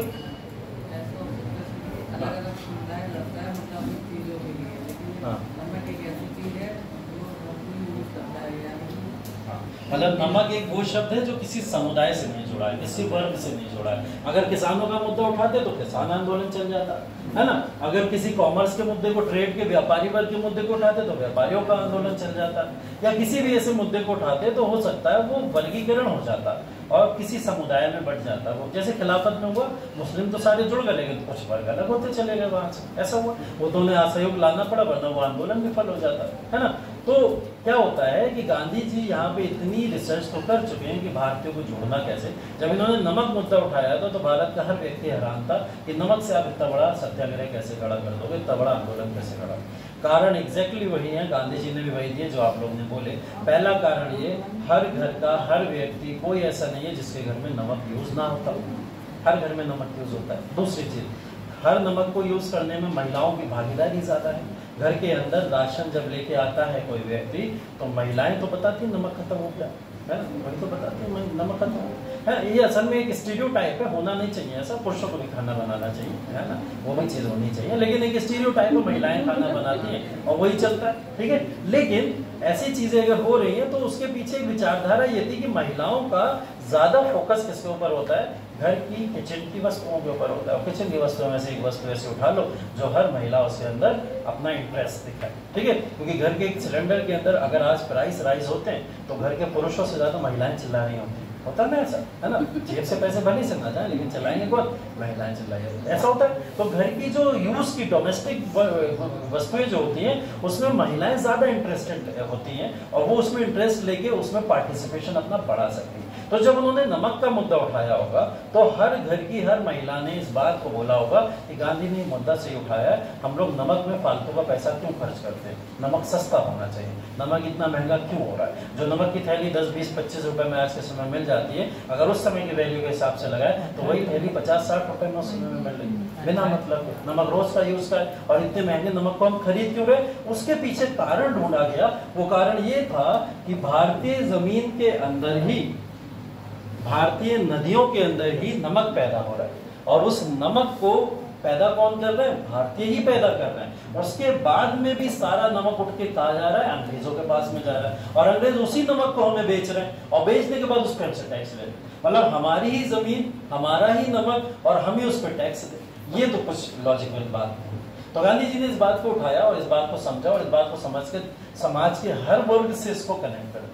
तो हर एक व्यक्ति जिसको नमक की इंपॉर्टेंस पता थी कि नमक के ऊपर अगर एक कर कम होगा, लोगों ने बोला नमक आंदोलन चला के हो सकता है आप नमक के ऊपर कर कम करा दो, लेकिन उससे बड़ा आंदोलन कैसे चलेगा? उससे गांधी जी का लॉजिक ये था कि मैं इससे भीड़ कलेक्ट करूंगा और इस भीड़ को कब मैं सिविल डिसोबीडियंस मूवमेंट में कन्वर्ट कर दूंगा, आप लोग बस देखते जाओ, पता भी नहीं चलेगा। और ये भीड़ रहेगी हमारे साथ लगातार। इसमें कोई धार्मिक मुद्दा नहीं उठाया गांधी जी ने, किसी भी तरीके का कोई धार्मिक अनुष्ठान नहीं कराया जिससे एक ही समुदाय मिले और एक समुदाय हट जाए। ऐसा होता था ना पहले के समय में, हम देख चुके हैं आंदोलनों में ऐसी चीजें होती थी। भागीदारी कहीं ना कहीं लोगों को लेने के लिए हम धार्मिक मुद्दे को कनेक्ट कर लिया करते, लेकिन ऐसा नहीं हो। ठीक है। गांधी जी ने जब नमक का मुद्दा उठाया तो समुदाय, हर एक समुदाय इस आंदोलन से आके जुड़ गया। अभी जो 70, 78, 72 जो भी लोग हैं इस आंदोलन में जो गांधी के साथ जुड़े थे, दांडी आते आते उसके अंदर अप्रोक्स 5 से 6 हजार लोगों की संख्या हो चुकी है। कितना? 5 से 6 हजार। और इस यात्रा को कवर करने में अप्रोक्स 249 माइल्स का जो है वो इलाका लगता है। अप्रोक्स आप मान लो कि 300 किलोमीटर के आसपास, ठीक है। 300 किलोमीटर की यात्रा में गांधी जी ने हजारों लोगों को कनेक्ट कर लिया और वो हजारों लोग अब गांधी के आंदोलन में नमक को, कानून को तोड़ने के लिए गांधी के साथ में गए। गांधी जी पहुंचे वहां पे और पहुंचने के बाद में नमक का एक ढेला उठाया और ढेला उठा के क्या बोला कि आज हमने नमक कानून को तोड़ दिया, ठीक है। और आज से हर भारतीय का अधिकार है कि वो लोग खुद आए, अपना नमक खुद बनाएं और अपना नमक खुद बना के खुद यूज करें। ब्रिटिशर्स को कोई कर देने की जरूरत नहीं है। तो हमने बोला, एक तो गांधी जी ने क्या बोला था कि हम इस आंदोलन के तहत अब किसी भी तरीके का कोई कर अंग्रेजों को नहीं देंगे। तो ये गांधी जी की बात तो यहाँ सिद्ध हो गई कि अब हम नमक पे भी कर नहीं देंगे। और जब नमक पे कर नहीं देंगे, जब इतनी भीड़ गांधी जी ने देखी, कनेक्ट हो गई है। ये डेट ये भी याद रखिएगा, 6 अप्रैल 1930 को है जब गांधी जी वहां पहुंचे थे और पहुंचने के बाद नमक कानून को तोड़ा था। ये वो डेट इंपॉर्टेंट इसलिए क्योंकि इसी दिन नमक कानून को तोड़ा गया। और गांधी जी ने यही से बोला था नमक कानून को तोड़ते हुए कि आज से भारत के हर एक इलाके के अंदर मैं भारत में सविनय अवज्ञा आंदोलन ऑफिशियली अनाउंस करता हूँ। और गांधी जी ने ये बात वहीं से अनाउंस कर दी। डेट सेम रहेगी, 6 अप्रैल 1930, जिस दिन दांडी यात्रा पूरी हुई, नमक कानून तोड़ा गया, उसी दिन गांधी जी ने अनाउंस कर दिया कि सविनय अवज्ञा आंदोलन देश भर में आज से शुरू हो जाता है, ठीक है। अब गांधी जी का एक आंदोलन सक्सेसफुल, जिससे एक पूरा वर्ग खुश है। जो 4-5 हजार लोग गांधी जी के साथ जुड़े होंगे आके, उन्होंने गांधी जी के ऊपर एक जो भरोसा दिखाया था, वो भरोसा गांधी जी ने जीत लिया। अब इन 4-5 हजार लोगों को बैठे हुए लाखों लोग भी तो देख रहे हैं कि गांधी जी एक आंदोलन में निकले और उन्होंने नमक सत्याग्रह जैसे कानून से, जो गलत कानून था उसको अंग्रेजों से छीन के हमारे हाथों में दिलवा दिया। ये भी तो बात हो रही। तो लगभग हर वर्ग, जैसे ही गांधी जी ने सिविल डिसोबीडियंस मूवमेंट अनाउंस किया, हर वर्ग आगे कनेक्ट हो गया और उन्होंने बोला अब मुद्दे बताओ सिविल डिसोबीडियंस मूवमेंट में करना क्या, ठीक है। तो गांधी जी ने बोला पूरी तरीके से अवज्ञा करो। अवज्ञा का मतलब बात ही नहीं माननी है, ठीक है। और इस मामले में भारतीय एक्सपर्ट है जब आप बोल दो किसी बात को, है ना, जोर देके, पहली बात तो मौका चाहिए बात ना मानने का, है ना, हमारी प्रवृत्ति है ना ऐसे। और अगर मौका ही मिल जाए कि अब बात नहीं माननी है तो लोग अब तो नहीं मानेंगे। अब इस बात को ना मानने की जब बात सामने है तो गांधी जी ने बोला चलो ठीक है, अब इस आंदोलन से मेरे को एक भीड़ मिल जाएगी जो पूरी की पूरी भीड़ अब इस आंदोलन में एक बड़ा और जन आंदोलन क्रिएट कर देगी। और वो मिल गई गांधी जी को इस आंदोलन के बाद, क्योंकि गांधी जी ने यहाँ पे एक भीड़ को जो कनेक्ट किया था उसके सामने सिर्फ नमक का मुद्दा नहीं रखा, नमक का तो मुद्दा सॉल्व हो गया, ठीक है। गांधी जी ने कानून तोड़ दिया। हालांकि ब्रिटिशर्स ने अभी इसको लेकर कानून नहीं बनाया, लेकिन भारतीयों ने हिम्मत दिखा के कानून तोड़ दिया, भारतीय अपना नमक खुद बनाएंगे। इसमें 1 मुद्दे, 2 मुद्दे, 4 मुद्दे, 5 मुद्दे गांधी जी ने और ऐड कर दिए। गांधी जी ने बोला कि सविनय अवज्ञा आंदोलन का मतलब ये है कि हम किसी भी तरीके का कोई कर नहीं देंगे, पहली बात। दूसरी चीज, भारत के अंदर किसी भी तरीके की कोई भी अनटचेबिलिटी को एक्सेप्ट नहीं किया जाएगा। दूसरी बात, सामाजिक मुद्दा, समाज से जोड़ा गांधी जी ने, समाज जुड़ गया। तीसरी चीज, हम इसके अंदर किसी भी तरीके की नशा या शराबबंदी से मुक्ति दिला के रहेंगे भारत के लोगों को, ठीक है, मतलब भारत में शराबबंदी जैसी चीज होनी चाहिए। चौथी चीज, भारत के अंदर जो भी टेनेंसी या फिर जमींदारी से रिलेटेड या फिर लैंड से रिलेटेड अधिनियम है वो सब भारतीयों के फेवर में आए, हम अगली डिमांड ये करते हैं। पांचवी चीज, अगर इस सब से भी कोई कनेक्ट नहीं हो पाएगा तो इससे तो कनेक्ट होगा कि भारत के अंदर जितने भी कैद हैं जेलों में, उन सबको छोड़ दिया जाए, ठीक है। अब इससे तो भगत सिंह का एक पूरा का पूरा एक तबका है जो उनका फैन है भारत के अंदर, तो वो सारा का सारा गांधी के आंदोलन से कनेक्ट हो जाएगा आपको। एक अशफाकुल्ला खान का फैन है, एक सुखदेव राजगुरु का फैन वर्ग है, तो ये सारा का सारा फैन वर्ग आके क्या होगा, गांधी जी के आंदोलन से इसलिए कनेक्ट हो गया, अरे गांधी जी ने तो भगत सिंह को छुड़ाने की बात कर दी, चलो आंदोलन में चलते हैं, गांधी जी का साथ देते हैं। तो जो कहीं ना कनेक्ट हो पाए वो कहीं ना कहीं तो आगे कनेक्ट होगा, है ना। अगर महिलाएं नमक से ज्यादा नहीं कनेक्ट हो पाती तो शराबबंदी से तो होती ना, है ना, बताया तो मैंने कारण क्या, उससे तो होती ना आगे, तो शराबबंदी से आगे सारी महिलाएं कनेक्ट हो जाएंगी। तो कुछ ऐसे मुद्दे गांधी जी ने इस आंदोलन के अंदर डाल दिए जिस मुद्दों से आके भारतीय अपने आप ही आंदोलन में आके सक्रिय हो, ठीक है। लेकिन यहाँ पे विरोध भी देखना पड़ा गांधी जी को। किसने विरोध किया होगा सविनय अवज्ञा आंदोलन का इस समय? पीछे भी हम बात करते रहे नॉन कॉपरेशन में। हाँ, जवाहरलाल नेहरू। तो पूर्ण स्वराज में सविनय अवज्ञा आंदोलन नहीं फिट बैठता क्या?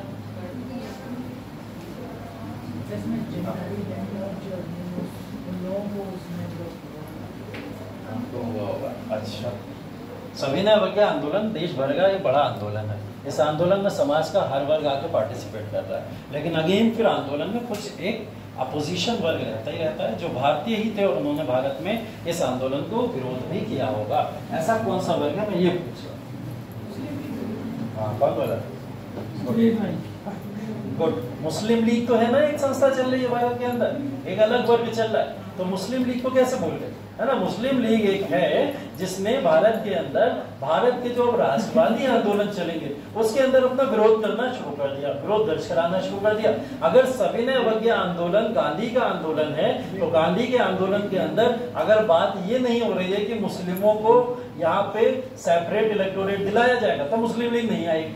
गांधी क्यों इस बात की डिमांड करेंगे? ये तो पक्षपात या वर्गीकरण हो जाएगा, तो गांधी ऐसी डिमांड नहीं कर सकते थे। तो मुस्लिम लीग ने इस आंदोलन से अपने आप को अलग कर दिया, क्योंकि मैंने आपको बताया था 1928 की नेहरू रिपोर्ट के बाद में जिन्ना ने जो भी फॉर्मूलेज दिए उन सारे फॉर्मूले में एक बार बात होती थी कि मुस्लिमों को पृथक निर्वाचन दिया जाए, और जहां पृथक निर्वाचन की मुस्लिमों की बात नहीं होगी वहां मुस्लिम लीग अपने आप को अलग रखेगी, एकदम सेपरेट रखेगी। और कौन हो सकता है इसमें? और कौन हो सकता है? चलो, एक तो मुस्लिम लीग हो गया जिसने विरोध दर्ज कराया होगा, और भी कोई हो सकता है? मद्रास सार्वजनिक सभा, अम्बेडकर जी। अच्छा, अम्बेडकर जी करेंगे विरोध? हैं?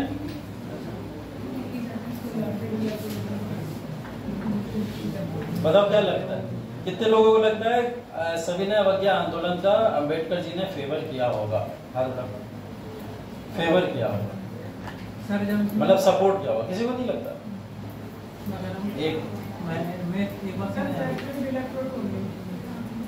सेपरेट इलेक्टोरेट नहीं है इस वजह से।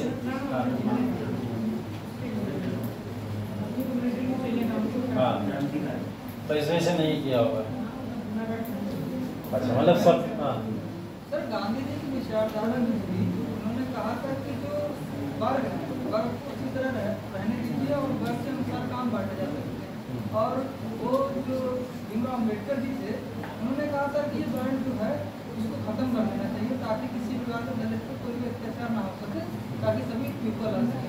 लेकिन दोनों का तात्पर्य ये था कि दलितों के लिए था, तो इस वजह से तो नहीं आना चाहते। तो इसमें सही कौन है, गांधी जी सही है अम्बेडकर जी सही? अपने अपनी जगह दोनों सही है। दोनों का विचार एक ही था कि दलितों का उद्धार करने के लिए। दोनों का विचार एक ही, दलितों का उद्धार करना। अच्छा, तो खत्म कर तो विचारधारा तो एकदम अलग है। एक कह रहा है कि भाई दलितों के उद्धार के लिए आप पूरे समाज को भूले जा रहे हो, है ना? एक कह रहा नहीं, मैं तो सिर्फ दलितों के उद्धार के लिए आया हूँ, उन्हीं का उद्धार करूंगा। तो किसकी विचारधारा आपको सही लगती है? हाँ, सब पूरे समाज को सपोर्ट करने वाली विचारधारा सही लगी। अच्छा, फिर अम्बेडकर जी की विचारधारा नहीं सही है? हाँ, अम्बेडकर जी पूरे समाज को इग्नोर नहीं करते थे, बस दलितों को समाज के बराबर लाना चाहते थे। अच्छा, समाज का मतलब वो अकेले नहीं देखते थे कि केवल दलितों को ही देखना है, वो दलितों को समाज के लेवल तक पहुंचाना चाहते थे। और बाद में उसी समाज का बहिष्कार कर दिया उन्होंने। जिस समाज के बराबर लाना चाहते तो उसी समाज का तो बहिष्कार किया। तभी तो हम तो बताएंगे, हम तुम लोग को इसलिए पूछ के प्रेशर इसलिए डालना है तुम लोग के ऊपर। कल को इंटरव्यू पैनल में पूछ लिया गया कोई क्वेश्चन ऐसे कि बताओ भाई कौन सही है, अम्बेडकर सही है गांधी सही है? अब तुम लोग डिप्लोमेसी सीख रहे हो धीरे धीरे कि नहीं दोनों सही है ना, वो सीख रहे हो धीरे धीरे, लेकिन अभी भी परफेक्शन नहीं है उसमें। अभी भी उस बात को प्रमाणित करने के लिए आगे आंसर तो देना पड़ेगा ना।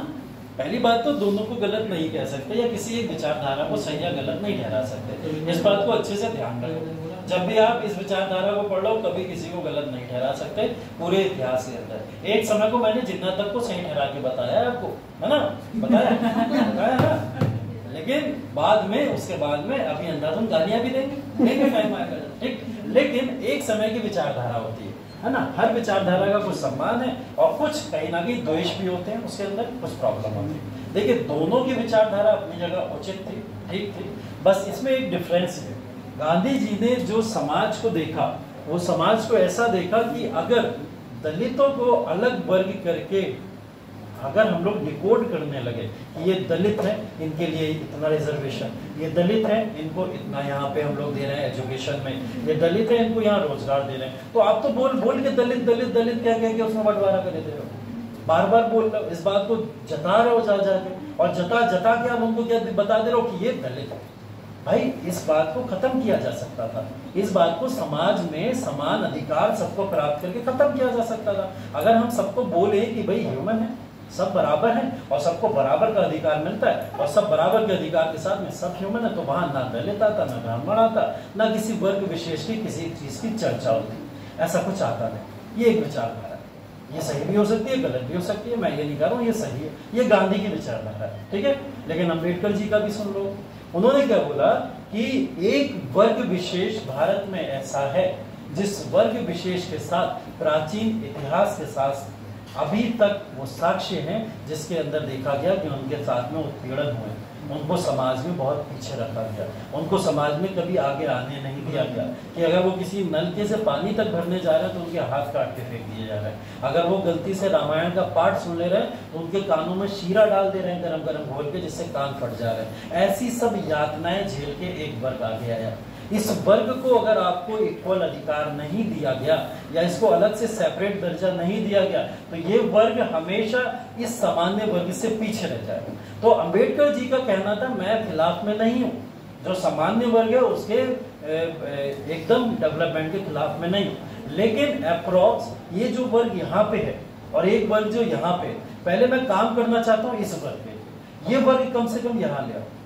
जिस दिन ये यहाँ आ गया इस दिन मैं सबको लेकर साथ में चलूंगा, लेकिन इसको अभी पहले ऊपर लाना जरूरी है, क्योंकि ये समाज में इतना पीछे रह जाएगा फिर आगे चल के इस वर्ग को कोई पूछेगा नहीं और कब खत्म हो जाएगा हमें इसके बारे में पता है ना। तो गांधी जी और अंबेडकर जी में जो विचारधारा का जो एक डिफरेंस है, ये डिफरेंस जो है वो गलत नहीं है, किसी का भी गलत नहीं, बस ये है कि दोनों अपनी विचारधारा के हिसाब से चीजों को देखते हैं। अंबेडकर जी जो ये सब चीजें खुद अपने ऊपर झेल के आए, जिन्होंने ये सब झेला है, वो अपनी विचारधारा उस हिसाब से रखते हैं। उन्हें लगता है कि मुझे समाज में सबसे गलत जो दिख रहा है मैं पहले उसके लिए काम करूंगा, हाँ अगर उसके लिए सब कुछ ठीक हो गया तब मैं सबको लेकर साथ में चलूंगा, है ना। गांधी जी का कहना नहीं, सबको लेकर साथ में चलना भी उचित है और सबके समाज के हर वर्ग को साथ में लेकर चलना है। लेकिन गांधी जी की भी विचारधारा बाद में अंबेडकर से बहुत ही ज्यादा प्रभावित हुई और गांधी जी ने इसीलिए हरिजन सेवा संघ, है ना,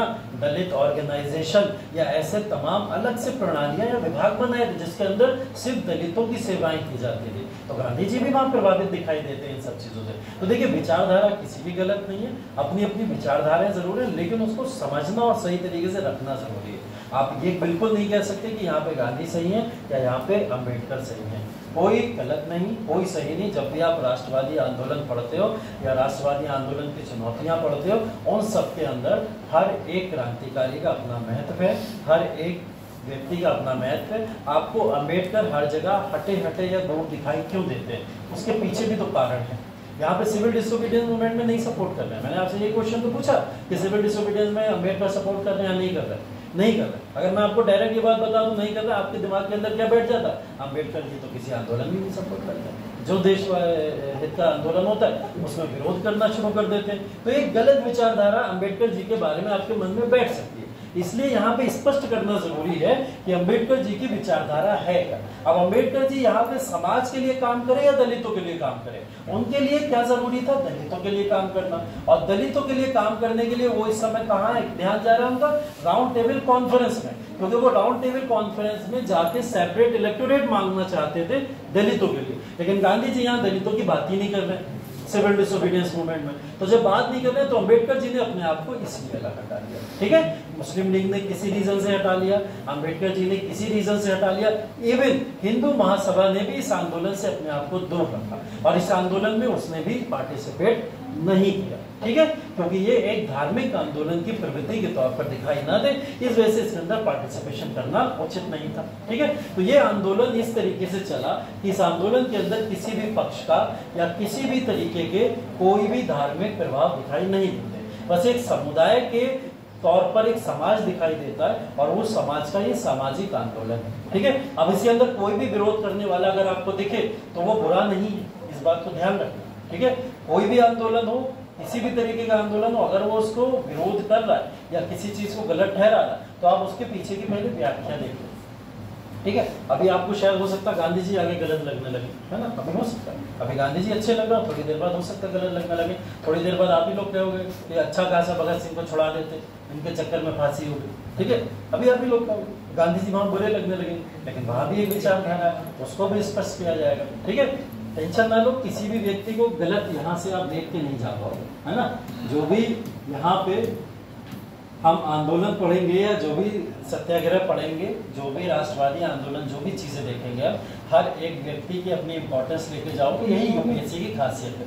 यूपीएससी किसी भी चीज को, कोई भी व्यक्तित्व को डिग्रेड नहीं करता, कभी नहीं करता। इवन जब हम लोग मेडिवल हिस्ट्री तक में जाएंगे, वहां तक में हम लोग मुगलों की ग्लोरी पढ़ते हैं, है ना, क्या पढ़ते हैं, मुगलों की ग्लोरी तक पढ़ते हैं। इवन पुष्यमित्र शुंग जिसने विदेश से भारत में अंदर आक्रमण करके लूटपाट करी, उस तक के बारे में ग्लोरी पढ़ते हैं, उसकी भी ग्लोरी पढ़ते हैं। तो हर चीज का अपना एक महत्व इतिहास बताता है, उसके पीछे की घटनाएं हो सकती हैं और बहुत चीजें गलत भी हो सकती हैं, लेकिन कुछ ना कुछ चीजें वैसी होती हैं जिसके तौर पर हम उनके पॉजिटिव और निगेटिव पर्सपेक्टिव को पढ़ के एक कंक्लूजन निकाल सकते हैं, ठीक है। तो यूपीएससी हमेशा इस बात को ध्यान रखता है। तो नमक सत्याग्रह ध्यान रखिए, नमक सत्याग्रह शुरू हुआ यहाँ से और नमक सत्याग्रह आंदोलन को गांधी जी ने यहाँ पे तोड़ा, ठीक है। और ये कहते हुए गांधी जी ने क्या करा, यहाँ पे अपना नया एजेंडा शुरू कर दिया और वो एजेंडा है सविनय अवज्ञा आंदोलन। ये कुछ इंपॉर्टेंट पर्सपेक्टिव है उसके, जैसे नमक कानून को पूर्ण रूप से उल्लंघन करना चाहिए, अब उस कानून को नहीं माना जाएगा, भारतीय अपने कानून को चलाएंगे, विदेशी वस्त्र जितने सब जला दो,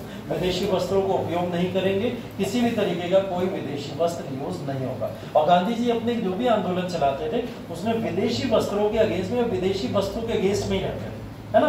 उसके पीछे कारण क्या होता था, वो कारण को ढूंढने की कोशिश आप लोग कर सकते हो। तो उसके पहले मैं आपको एक क्वेश्चन दे देता हूँ। एक डिबेट महात्मा गांधी और रविंद्रनाथ टैगोर, ठीक है, अगेन फिर आइडियोलॉजी पर्सपेक्टिव है अलग अलग। रविंद्रनाथ टैगोर कह रहे हैं वस्त्र जलाना गलत है, ठीक है, और गांधी जी कह रहे हैं हमें ब्रिटिशर्स के अगेंस्ट में गुस्सा दिखाने के लिए कुछ तो करना पड़ेगा, हिंसा तो कर नहीं सकते, तो कम से कम निर्जीव चीजों को नुकसान पहुंचा, ठीक है, और निर्जीव चीजें वस्त्र है। तो उन्होंने क्या बोला है यहाँ पे, रविंद्रनाथ टैगोर ने वस्त्र जलाने को या ऐसी चीजों को करने को गलत बताया है और गांधी जी ने इन चीजों को सही बताया। अब आप लोग इस बात का खुद डिसीजन लीजिएगा या इस पर थोड़ा रिसर्च कीजिएगा, देखिएगा जाके कि इसको गांधी जी क्यों कह रहे हैं और इसको अम्बेडकर जी क्यों कह रहे हैं। और ऐसी एक डिबेट आपको यूट्यूब पे पड़ी हुई मिल जाएगी, उसके अंदर ये डिबेट है और इस डिबेट के अंदर दोनों लोग आपस में बैठे हुए और इसी मुद्दे के ऊपर चर्चा कर रहे हैं, जिसमें यहाँ पे टैगोर की विचारधारा भी आती है और गांधी की विचारधारा भी आती है, ठीक है। तो ये कुछ मुद्दे हैं जो आपको पता कहाँ पे मदद करेंगे, शायद प्रीलिम्स में मदद ना करें, एकदम ना करें, लेकिन आपको मेंस में मदद कर सकते हैं और उससे भी ज्यादा मदद आपको इंटरव्यू में मिल सकती है, क्योंकि इंटरव्यू में जब आप अपने पर्सपेक्टिव ओपन करना शुरू करते हो उतना ही एग्जामिनर आपसे इंप्रेस होता चला जाता है ना। तो एग्जामिनर को इंप्रेस करना बहुत जरूरी है ना। तो वो एग्जामिनर आपकी बातों से इंप्रेस हो जाता है, इसलिए पर्सपेक्टिव 100 तरीके के पता होना चाहिए, ठीक।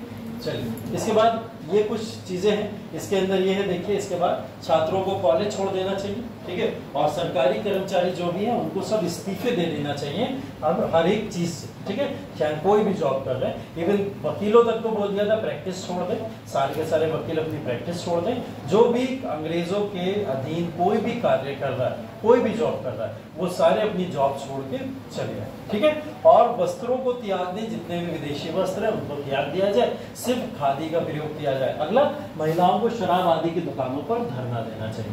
गांधी जी ने महिलाओं को शराब की दुकानों पर बैठा दिया, सोचो कैसे, महिलाएं तो बचेंगी कि शराब की दुकान के सामने बैठ के हम क्या करेंगे, हमारे हिस्से की चीज थोड़ी है और ना हम इस आंदोलन के अंदर पार्टिसिपेट कर पाएंगे, लेकिन महिलाओं को बैठा दिया गया। बोले दिन भर आंदोलन करने के बाद में, जो सविनय अवज्ञा आंदोलन में आपके घर का जो व्यक्ति है वो शाम में थकान मिटाने यहीं आएगा, ठीक है, और थकान मिटाने जो जिससे पहले वो एंटर करे उससे पहले तुम लोग बाहर जूता लेके बैठ जाओ, ठीक है। तो इसलिए महिलाओं को धरना देना शुरू करवा दिया इन्होंने शराब के खिलाफ। अंग्रेज तो शराबबंदी नहीं करेंगे, उन्हें तो टैक्स मिलता है यहाँ से, तो भारतीयों को खुद बंद करना पड़ेगा। और भारतीय खुद तो बंद नहीं करेंगे, पुरुष लोग खास करके, ठीक है, वो तो बंद नहीं करेंगे, तो महिलाएं उसके लिए आगे आएंगी, महिलाओं की भागीदारी उसके अंदर होगी और महिलाएं क्या करेंगी, वहां धरने देंगी। और जब धरने देंगी तो फिर एक चप्पल झाड़ू जो हाथ में होगा उस हिसाब से उसका देखा जाएगा, है ना।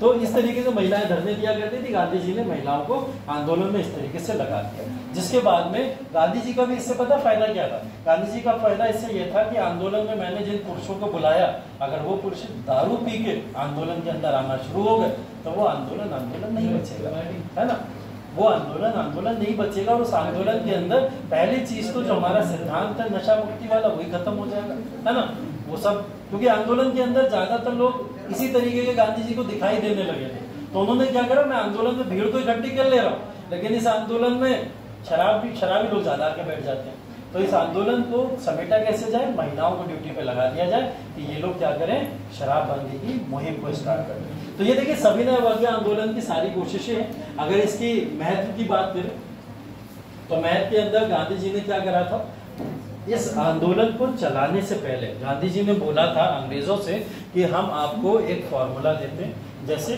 नेहरू ने दिया, जैसे जिन्ना ने दिया, उस तरीके से गांधी एक अपना फॉर्मूला देना चाहते थे। गांधी जी ने बोला कि हम अपना एक फॉर्मूला देते हैं जिसको 11 सूत्री फॉर्मूला बोला गया। 11 सूत्री फॉर्मूले का मतलब एक ऐसा प्रिंसिपल था जिसमें गांधी जी ने अपनी 11 डिमांड्स रखी और गांधी जी ने कहा अगर ये हमारी 11 डिमांड मान लोगे तो हम तुम्हें एक मौका दे सकते हैं कि हम सविनय अवज्ञा आंदोलन नहीं शुरू करेंगे, ठीक है। और गांधी जी की वो 11 डिमांड क्या हो सकती है, जो भी ऊपर पढ़ के हैं, शराबबंदी हो गई, जैसे करों की मुक्ति हो गई, नमक का कानून बना देना हो गया, कैदियों को छोड़ देना हो गया, ठीक है। और ऐसे ही कुछ मुद्दे गांधी जी ने 11 सूत्री फॉर्मूले में रखे, ठीक है। अब उसके अंदर ये देख लो इंपॉर्टेंट आपके सामने लिखे हुए, जैसे रुपया और स्टर्लिंग अनुपात में कमी हो जाए, ठीक है। जैसे आज के समय में डॉलर चलता है, डॉलर की वैल्यू है और रुपया और डॉलर में एक बड़ा अनुपात दिखाई देता है, जिसकी वजह से रुपए को लगातार नुकसान हो रहा है ना। तो रुपए के जो वैल्यू गिरती चली जा रही है, वो क्यों गिर रही, क्योंकि यहाँ पे डॉलर की कीमत बढ़ रही है, ये तो हो रहा ना। तो इस समय में यहाँ पे भी होता था कि जो स्टर्लिंग है उसकी कीमत इतनी बढ़ जाती थी कि रुपया कमजोर होता था। तो गांधी जी ने बोला इसके अनुपात में कमी करो जिससे हमारे रुपए की भी इंपॉर्टेंस रह जाए। तो गांधी जी सिर्फ सामाजिक मुद्दे नहीं उठा रहे हैं, आर्थिक मुद्दे भी गांधी जी के रहा करते थे, जिसमें एक मुद्दा यह था, ठीक है। नमक के अधिकार की बात हो गई, उच्चतम ग्रेड सेवाओं में भारतीयों के वेतन या फिर उनको वहां पे सर्विसेज देने की बात हो रही है, ठीक है। भारतीय वस्त्र और तटीय शिपिंग की सुरक्षा करें, भारतीय वस्त्र मतलब खादी के प्रोटेक्शन की बात करी गई है, यहाँ पे विदेशी वस्त्रों पर रोक लगाने की बात की गई है। सैन्य व्यय में 50% की कमी की बात की है गांधी जी ने यहाँ पे। सैन्य व्यय, ये लोग क्या करते थे, आर्मी के ऊपर इतना पैसा खर्च कर देते थे जिसकी वजह से भारत की आर्थिकी के ऊपर फर्क पड़ता था। तो वो सैन्य व्यय है, जबरदस्ती का खर्चा है, फालतू का खर्चा है, उस फालतू के खर्चे को क्या करा जाए, कम किया जाए 50%, क्योंकि ये सेना ज्यादातर अंग्रेज अपने हिसाब से रखते थे और उसके ऊपर खर्चा किया करते थे, ठीक है। तो ये हो गया। भू राजस्व को आधा कर देना, मतलब रेवेन्यू जो है भूमि के ऊपर जितना भी कर लग रहा है उस कर को आधे करने की डिमांड यहाँ पे गांधी जी कर रहे हैं। और उसके बाद राजनीतिक जो भी बंदी है उन सबको फ्री कर दिया जाए या मुक्त कर दिया जाए। ये सब डिमांड है गांधी जी की, कब, सिविल डिसओबीडियंस मूवमेंट को लाने से पहले। गांधी जी ने बोला मैं सिविल डिसओबीडियंस मूवमेंट नहीं चलाता अगर आप मेरी ये 11 डिमांड मान लेते। ये डिमांड किसके सामने रखी गई होंगी बताओ, लॉर्ड इरविन के सामने। इरविन तो वायसराय था उस समय यहाँ का, तो इरविन के सामने जब उन्होंने ये डिमांड रखी तो इरविन ने इस डिमांड को नकार दिया। नकारना होती है एक चीज, और एक चीज होती है कि पैरों के नीचे कुचल देना, है ना। तो उसने क्या करा था, एग्जैक्टली यही किया था। उसने देखा तक नहीं कि गांधी कौन, गांधी की डिमांड क्या और मुझे इससे क्या लेना देना। उसने उन डिमांड्स को ऐसे ही पैर के नीचे कुचल के फेंक दिया, जिसकी गुस्सा गांधी की नमक सत्याग्रह है। और नमक सत्याग्रह से क्या देखा हमने कि भारत के अंदर एक बड़ा सविनय अवज्ञा आंदोलन क्रिएट हो गया, ठीक है। तो ये सारे के सारे मुद्दे थे और गांधी जी को इसके लिए मनाया जा रहा था। इसको मैंने इसलिए बता दिया क्योंकि इसकी इंपॉर्टेंस अभी आपको आगे दिखाई देगी। गांधी इरविन पैक्ट को याद रखिएगा, अभी आगे चल के इससे रिलेटेड पैक्ट आएगा, ठीक। आंदोलन का महत्व यही है कि गांधी जी ने यहाँ पे नमक को तो कानून को तोड़ दिया और नमक कानून को तोड़ते हुए भारत के अंदर एक बड़ा और एक जन आंदोलन क्रिएट कर दिया, जिसके अंदर हर तरीके के सामाजिक मुद्दे लोगों के सामने आ गए थे और लोग उसके अंदर सक्रिय भागीदारी ले रहे थे। ठीक है। प्रभाव की बात करें तो अलग अलग तरीके से इसके प्रभाव पड़े, अलग अलग इलाकों से लोगों ने इसको लीड किया। हर आंदोलन में हम लोग पढ़ते हैं कि हर आंदोलन में क्षेत्रीय नेता होते हैं कुछ ना कुछ, यहाँ पे भी कुछ क्षेत्रीय नेता है। जैसे सी राजगोपालाचारी ने इस आंदोलन को तमिलनाडु में चलाया था, ठीक है। सी राजगोपालाचारी, अभी पीछे भी हम लोग एक जगह इनके बारे में बात कर चुके थे, हाँ बात करिए। सी राजगोपालाचारी अभी पीछे क्लास में हम लोग कहीं बात कर रहे थे इनके बारे में,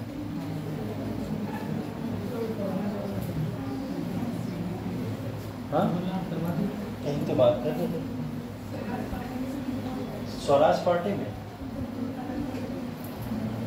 हाँ, स्वराज पार्टी में जो प्रो चेंजर्स और नो चेंजर्स थे ना, और नो चेंजर्स में जो नाम आता था वो राजगोपालाचारी का था। वहां से एक विचारधारा ये समझ आ रही थी कि राजगोपालाचारी गांधी विचारधारा के ही व्यक्ति हैं जो गांधी को समर्थन देते और गांधी विचारधारा पे ही चलना चाहते हैं, ठीक है। तो इस वजह से सी राजगोपालाचारी यहाँ तमिलनाडु से नमक सत्याग्रह या इस आंदोलन को चला रहे हैं, ठीक है।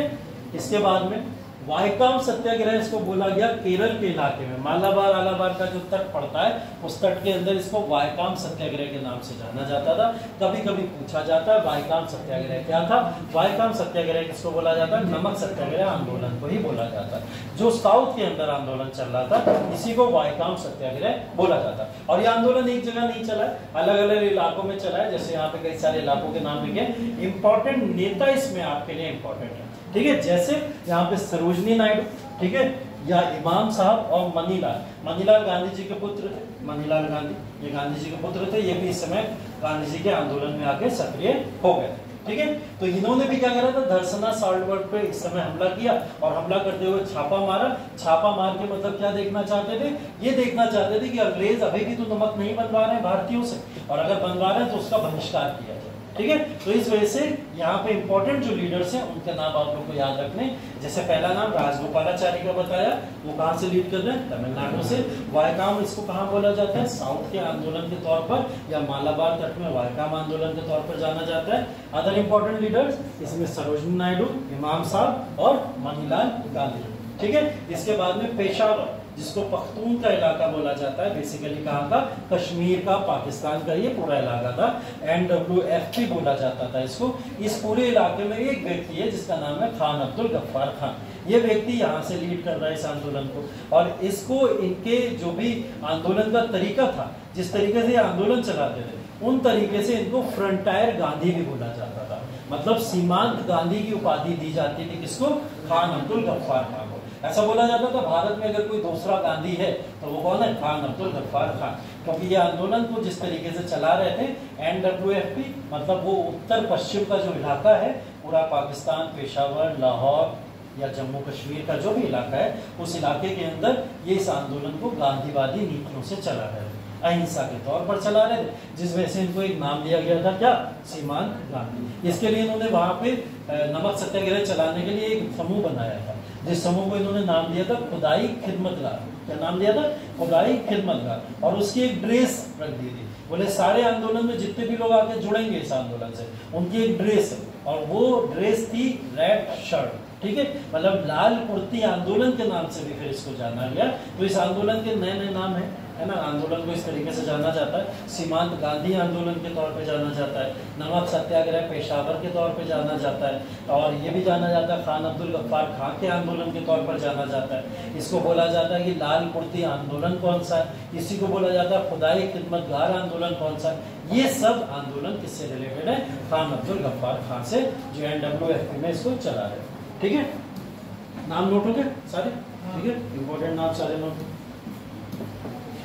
ठीक है। इसके बाद प्रतिक्रिया मैंने बता दी। कई सारे वर्ग इससे अलग रहे और कई सारे वर्गों ने इसके अंदर अपनी इंपॉर्टेंस दिखाई, ठीक है। अब देखिए इसके अंदर विदेशी कपड़ों का जो बहिष्कार किया गया था, उन विदेशी कपड़ों के बहिष्कार के लिए कुछ इंपॉर्टेंट नाम देखिए। यहाँ पे कुछ नाम हैं जो महिलाओं की भागीदारी को दिखाते हैं सिविल डिसोबीडियंस मूवमेंट। एक बार क्वेश्चन ये पूछा गया था कि भारत के अंदर महिलाओं की भागीदारी भारतीय राष्ट्रवादी आंदोलन में कहाँ तक उचित मानी जाती है और क्या योगदान उनका आंदोलन के अंदर रहा, ठीक है। और कहाँ से उन्होंने सक्रिय रूप से भागीदारी लेना स्टार्ट की थी। वो आंदोलन यही है सविनय अवज्ञा आंदोलन, जहाँ पे आप उन महिलाओं के नाम के बारे में चर्चा करते हो या उसके बारे में सुनते हो, जहाँ पे ये सविनय अवज्ञा आंदोलन महिलाओं के हाथों के बागडोर के तौर पर संभाला जा रहा था। ठीक है, इंपॉर्टेंट नाम देख लीजिए कौन कौन है। कस्तूरबा गांधी, ठीक है, कमला देवी चट्टोपाध्याय, ये इंपॉर्टेंट वो नाम है जो राष्ट्रवादी आंदोलन में आपको मेंशन करने को आ सकते हैं। पूछा जा सकता है कि सिविल डिसोबीडियंस मूवमेंट से रिलेटेड कौन कौन से नाम हैं जो महिला भागीदारी के तौर पर जाने जाते हैं। ठीक है, तो महिलाओं की भागीदारी के तौर पर ये सारे नाम नोट कर लीजिए कि जिनके सिविल डिसोबीडियंस मूवमेंट में यहाँ पे इंपॉर्टेंस है। ठीक है, कस्तूरबा गांधी, कमला देवी चट्टोपाध्याय, अवंतिका बाई गोखले, लीलावती मुंशी, हंसाबेन मेहता। ठीक है, ये सब वो नाम है जिन्होंने यहाँ पर आंदोलन किया। ठीक है, सविनय अवज्ञा आंदोलन को महिलाओं ने अपने हाथों में लेके चलाया है पूरी तरीके से, और यह आंदोलन की सफलता के पीछे सबसे बड़ा कारण भी बताया जाता है।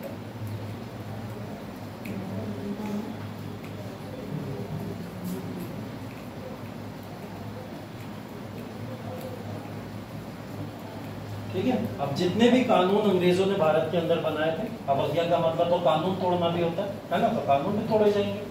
हमें कर नहीं देंगे, पहला कानून तो वही तोड़ा। उसके बाद में उसके अलावा और भी जो कई सारे कानून हैं, जैसे किसानों ने भी अपने राजस्व या जो भी करते उनको देने से तो मना किया ही किया, साथ ही साथ में जो कानून और भी बने थे उनको भी देने से मना कर दिया, मतलब मानने से मना कर दिया। ठीक है, उसमें ये कुछ कानून सामने लिखे हुए हैं, जैसे कानून वन को लेके या फिर फॉरेस्ट को लेके सारा का सारा कंट्रोल अंग्रेज अपने हाथों में रखने लगे थे। जब इन्होंने ट्राइबल एरियाज के खिलाफ में विद्रोह किए थे, पढ़े थे ना अभी हमने ट्राइबल आंदोलन, तो वो ट्राइबल आंदोलन के बेसिस पे इन्होंने क्या करे थे, सारे लोगों को ट्राइब्स को दबा दिया, और ट्राइब्स को दबाने के बाद में भारत के अंदर सारे वनों पे अधिकार कर लिया।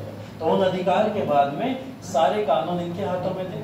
यहाँ कानून तोड़ना भारतीयों ने शुरू कर दिया। अब भारतीय क्या करते थे, वनों में जाके घुस जाते थे, उन सीमाओं में जाके घुस जाते थे और कानून को तोड़ा था। ठीक है, तो हर तरीके से कानून को तोड़ने की कोशिश की जा रही थी और कानून तोड़े। ठीक है, सविनय अवज्ञा आंदोलन की कुछ सीमाएं भी रही, जैसे इन सीमाओं की अगर बात की जाए तो दलितों की भागीदारी महाराष्ट्र को छोड़कर सीमित है। दलितों ने ज्यादा इसके अंदर पार्टिसिपेट नहीं किया। कारण अम्बेडकर की आइडियोलॉजी जो उन्होंने बताई थी, उसकी वजह से दलितों का बहुत ज्यादा एक वर्ग यहाँ पे दिखाई नहीं देता। ठीक है, भारत में मुस्लिम राजनीतिक संगठन, ठीक है, सविनय अवज्ञा आंदोलन में उन्होंने भी अपनी एब्सेंस दिखाई। उसका कारण भी आपको पता है क्या, मुस्लिम लीग। ठीक है, और ये जो है कांग्रेस हिंदू महासभा के करीब तो थी, लेकिन इसमें क्या था, हिंदू महासभा और कांग्रेस और मुस्लिम लीग, इन तीनों में हमेशा एक मतभेद चलता रहता था, है ना। मतलब हिंदू महासभा इस बात का विरोध कर दी थी कि मुस्लिम लीग को आप समर्थन क्यों देते हो कांग्रेस को लेके, तो हिंदू महासभा कांग्रेस के अपोजिट नहीं हो गई हमेशा के लिए। तो कांग्रेस जो भी आंदोलन चलाएगी, हिंदू महासभा उसको कभी भी समर्थन नहीं देगी। तो हिंदू महासभा इस वजह से समर्थन नहीं दे रही थी। ठीक है, उद्योगपति और मजदूर वर्ग या अमीर किसान जो भी वर्ग है, इसके अंदर भी एक तरीके का विरोधाभास, जैसे उद्योगपति जो वर्ग है वो इस आंदोलन से दूर दिखेगा, क्योंकि उसका तो नुकसान, अंग्रेज यहाँ से जाएंगे तो कैपिटलिज्म खत्म हो जाएगा, पूंजीवादी वर्ग खत्म होना शुरू हो जाएगा। तो उनके बीच और एक मजदूरों के बीच का एक भेद है, एक बड़ा डिफरेंस है। तो मजदूरों के बीच का जो एक भेद है, उसकी वजह से उद्योगपतियों ने अपने आप को यहाँ से अलग कर लिया और मजदूरी संगठन ने इसके अंदर पार्टिसिपेशन अपना दिया होगा। तो अब आपको ये पता है कि कौन इसके अंदर आया होगा और किसने यहाँ पे अपोज किया होगा। ठीक है, अब एक आंदोलन आप पढ़ चुके हो, असहयोग आंदोलन, एक आंदोलन आप लोग पढ़ चुके हो सविनय अवज्ञा आंदोलन। दोनों गांधी जी के बड़े आंदोलन, और दोनों आंदोलन में कुछ समानताएं भी हैं, कुछ भिन्नताएं भी। ठीक है, समानताएं ये हैं कि देश को एक तरीके से गांधी जी ने फिर कलेक्ट किया और आंदोलन को प्रभावी रूप से देश भर में चलाया। ठीक है, लेकिन क्या सविनय अवज्ञा आंदोलन सफल हो पाया, इसके ऊपर अगर आंसर के ऊपर आए तो नहीं ऐसे बोलेंगे, क्योंकि इस आंदोलन को 2 फेज में चलाया गया। ठीक है, अब दोनों फेज में आपको बता देता हूँ। गांधी इरविंग के ऊपर आते हैं वापस से। ठीक है, इन दोनों समझौते हैं, इसके ऊपर मत ध्यान दें वरना तुम लोग पढ़ने लगो। हाँ, अब वापस आते हैं उस फैक्ट के ऊपर जिस फैक्ट के ऊपर हम लोग छोड़े थे चर्चा, कि गांधी इरविंग का एक समझौता होने वाला था। इरविंग ने मना कर दिया बात मानने से, मतलब गांधी जी के सारी की सारी बातों को नकार दिया। बातें नकारी गई, गांधी जी ने आंदोलन शुरू कर दिया। आंदोलन शुरू करने के बाद में एक तीसरा फैक्टर यहाँ पे और पैरेलल चल रहा है, क्या, गोलमेज सम्मेलन लंदन के अंदर।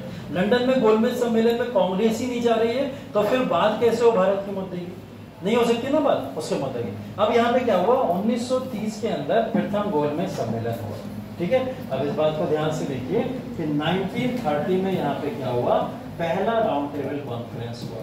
ठीक, इस राउंड टेबल कॉन्फ्रेंस में कांग्रेस नहीं गई। कांग्रेस का मतलब यहाँ पे क्या है, भारत की राष्ट्रवादी आंदोलन की नीतियों से, भारत के राष्ट्रवाद से, मतलब कांग्रेस अगर जाएगी तभी भारत की बात होगी, वरना भारत की बात नहीं होगी। अब अंग्रेजों को ये बात समझ आ गई, अगर कांग्रेस नहीं आई तो हमारा आंदोलन या फिर अंग्रेजों का वर्चस्व खराब हो सकता है। ठीक, तो इन्होंने क्या करा, भारत के अंदर 1930 में जब कांग्रेस गोलमेज सम्मेलन में भाग लेने नहीं पहुंचे तो इरविन को याद आया, अरे गांधी ने मेरे सामने कुछ डिमांड रखी, अगर मैं उसको वापस से उठा के देखता हूँ एक बार, अगर मुझे सही लगेगा तो गांधी से इस बारे में बात करूंगा। क्योंकि गोलमेज सम्मेलन में कांग्रेस के ना जाने की वजह से अब यहाँ पे पूरा का पूरा प्रेशर इरविन के ऊपर आ रहा था कि कुछ भी करके, कैसे भी करके गांधी को बुलाओ। ठीक है, अगर गांधी नहीं आए तो फिर हमारी गोलमेज सम्मेलन करना बेकार है। अब गांधी के ऊपर प्रेशर आ रहा है, और गांधी के ऊपर प्रेशर का मतलब क्या है, 1935 का राउंड टेबल कॉन्फ्रेंस होना था, और 1931 के कॉन्फ्रेंस के अंदर गांधी जी को बुलाना था। गांधी जी कैसे आएंगे, जब इनसे इरविन बात करेगा। ये तो इरविन वाइसराय है, इरविन इनसे बात करेगा तभी तो गांधी जाएंगे। और इरविन से गांधी क्यों बात करेंगे, जब इरविन गांधी की बात मानेगा। कौन सी, वही 11 जो फॉर्मूले उस समय में हुए थे, 11 सूत्री फॉर्मूले। अब गांधी की बात को मानने के लिए इरविन ने बोला चलो आ जाओ, यहाँ पे अब हम लोग एक पैक्ट कर लेते हैं जिसको बोला गया Gandhi Irwin pact. Gandhi Irwin pact 1931 के अंदर साइन हुआ। ठीक है, मार्च 1931 के अंदर, और मार्च 1931 में गांधी इरविन पैक्ट के अंदर इरविन ने बिना देखे गांधी की सारी डिमांड कबूल ली। अभी हम पीछे कर रहे थे सारी बातें, एक तरफ तो उसने चिट्ठी फाड़ के फेंक दी थी, नहीं देखना मुझे है कौन गांधी, है ना। अब क्या हुआ, मजबूरी आई तो क्या करना पड़ा उसे, गांधी को वादा करना पड़ा कि मैं आपकी सारी डिमांड मानने को तैयार हूँ, आप जो डिमांड कह रहा हूँ मैं सब मानूंगा, लेकिन आपकी सारी डिमांड मैं मानूं उसके लिए आप भी तो मेरी कुछ डिमांड मानिए। तो गांधी जी ने पूछा इरविन से, आपकी क्या डिमांड है।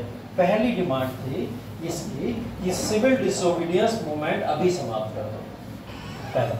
ठीक है, सिविल डिसोबीडियंस मूवमेंट अभी समाप्त कर दो। सभी ने अवज्ञा आंदोलन समाप्त होगा अगर, तो भारत की जनता तितर-बितर हो जाएगी, बिखर जाएगी, अंग्रेजों पे जो प्रेशर आ रहा था, जो आर्थिक नुकसान हो रहा था, वो नुकसान होना बंद हो जाएगा। ठीक, क्या करो, सिविल डिसोबीडियंस मूवमेंट बंद कर दो। गांधी जी बोले ये पॉसिबल तो नहीं है, लेकिन इस बात को माना जा सकता है अगर आप मेरी सारी बातें मानने को तैयार हैं। क्योंकि मैंने सिविल डिसोबीडियंस मूवमेंट शुरू क्यों किया था, मेरे ये मुद्दे थे, वो 11 सूत्री फॉर्मूले में आ जाते हैं। आप अगर मेरी बात मान लेते हो तो हम आपकी बात को नकारेंगे नहीं। बोले सिविल डिसोबीडियंस मूवमेंट खत्म कर दो। ठीक, दूसरी चीज इन्होंने बोला आपको राउंड टेबल कॉन्फ्रेंस में जाना पड़ेगा जो 1931 की होने वाली है। इरविन ने 2 समझौते करवाए इनसे। पहला समझौता ये कि आपको गांधी क्या करना पड़ेगा, सिविल डिसोबीडियंस मूवमेंट वापस लेना पड़ेगा, और दूसरा क्या, राउंड टेबल कॉन्फ्रेंस में जाना पड़ेगा, और मैं उसके लिए आपकी 11 डिमांड मानने को तैयार हूँ। गांधी जी बोले ठीक है, कोई दिक्कत वाली बात नहीं। मार्च में ये समझौता साइन हो रहा है इधर, और मार्च में समझौता होने के बाद में मार्च में ही कांग्रेस का सेशन रखा गया। गांधी जी ने तुरंत बुलाया कांग्रेस का सेशन और उनसे बोला ये 1931 में मार्च में ही ये सेशन भी हुआ। इस 1931 के 23 और 24 मार्च के सेशन के अंदर बात की जा रही है। देखो स्पेशल सेशन होते रहे बीच बीच में, मैं बता रहा हूँ, दिसंबर में होता है सेशन, लेकिन अचानक बुलाया जा रहा है किस मुद्दे पे, कि मुझे राउंड टेबल कॉन्फ्रेंस में बुलाया जा रहा है, क्या जाना सही है या मैं मना कर दूं। ठीक है, राय लेनी पड़ेगी, क्योंकि अकेले आंदोलन थोड़ी चला रहा हो आप, तो देश चला रहा है। और अगर इस समय अकेले अपने डिसीजन वापस ले लिया तो क्या पड़ेगा प्रभाव, गांधी जी है ही बेवकूफ, हर आंदोलन को चलाते हैं और वापस ले लेते हैं, फिर गांधी जी का समर्थन खत्म हो जाता है। तो गांधी जी ने कांग्रेस का तुरंत सम्मेलन बुलाया। कांग्रेस ने बोला अगर हमारी सारी बातें मानी जा रही हैं तो हम तुरंत तैयार हैं सिविल डिसोबीडियंस मूवमेंट को खत्म करवा दिया। गांधी जी से कांग्रेस ने भी अपना दिमाग लगाया, गांधी जी से बोला कांग्रेस पार्टिसिपेट नहीं करेगी अभी भी राउंड टेबल कॉन्फ्रेंस। ठीक है, कांग्रेस पार्टिसिपेट नहीं करेगी। तो बोले फिर अब क्या करें, बोले इसका तरीका ये है कि गांधी जो है कांग्रेस से इस्तीफा दे दें। गांधी कांग्रेस से इस्तीफा दे दें, गांधी को तो बुला रहे हैं लोग, कांग्रेस को थोड़ी बुला रहे हैं, एक व्यक्ति को बुला रहे हैं ना, क्योंकि उन्होंने तो ये सोचा था गांधी को बुला लिया तो पूरी कांग्रेस को बुला लिया, तो इन्होंने कांग्रेस वालों ने दिमाग लगा लिया यहाँ पे। बोले गांधी जी इस समय कांग्रेस से इस्तीफा दे रहे, क्योंकि कल को अगर इन फ्यूचर कभी भी कोई इतिहास लिखा गया तो उसमें ये कभी नहीं आएगा कि कांग्रेस ने किसी भी तरीके से यहाँ पर पार्टिसिपेशन लिया है राउंड टेबल कॉन्फ्रेंस में। आ जाएगी ये बात, ठीक है। तो कांग्रेस का इस्तीफा गांधी जी ने इस समय दिया और इस्तीफा देके कहां चले गए? राउंड टेबल कॉन्फ्रेंस के अंदर। राउंड टेबल कॉन्फ्रेंस में गांधी जी पहुंचे और गांधी जी ने यहाँ पहुंचने के बाद में वही बात रखी जो 11 सूत्री फॉर्मूले के तौर पर इरविन के सामने रखी थी, उन्हीं बातों को बार बार रखने की कोशिश करी। इन बातों को गांधी जी के इग्नोर ऐसे ही किया गया जैसे भारत के अंदर इरविन ने उनकी बातों को इग्नोर किया था, ठीक है। मतलब गांधी जी को बुला के वहां पे उनका तिरस्कार किया गया, अपमान किया गया। सिर्फ वो दिखाना चाहते थे कि तुम कितने भी बड़े गांधी हो, लेकिन जब तुम लंदन में आते हो तो तुम हमारे सामने कुछ नहीं, ठीक है। और ये बात कहते हुए उन्होंने उनका तिरस्कार। अब गांधी तो यहाँ पे सिविल डिसोबीडियंस मूवमेंट वापस ले चुके, है ना। उनकी बात मानते हुए यहाँ पे राउंड टेबल कॉन्फ्रेंस में चले गए, ठीक। तो यहाँ पे कांग्रेस ने तो उचित किया, कांग्रेस का तो पार्टिसिपेशन काउंट ही नहीं होगा कि कांग्रेस गई, गांधी गए, कांग्रेस थोड़ी गई, ठीक है। लेकिन राउंड टेबल कॉन्फ्रेंस से जब गांधी जी वापस आए तो गांधी जी ने बोला कि मैं भारत में दूसरा आंदोलन शुरू करूंगा और 1932 से गांधी जी ने इस आंदोलन का सेकंड फेज शुरू कर दिया। ये आंदोलन का पहला फेज 1930 से 31 चला और दूसरा फेज कब से शुरू हो गया? 32 से, और ये आंदोलन चला है 1934 तक। तो जब भी हम लोग सविनय अवज्ञा आंदोलन की बात करते हैं तो ये 2 फेज में चलने वाला आंदोलन है। एक फेज इसका कब तक का है? 1931 तक का, जो 30 में शुरू हुआ था, और दूसरा 32 से 34 तक का। ये आंदोलन इस तरीके से 2 दौर में चला। दूसरे दौर पे आंदोलन चलने का कारण आपको पता है, गांधी जी का अपमान जो इंग्लैंड के अंदर हुआ। उसके बाद इरविन ने जो इनसे वादा किया था मैं आपकी 11 की 11 डिमांड मान लूंगा, एक भी वादा नहीं माना।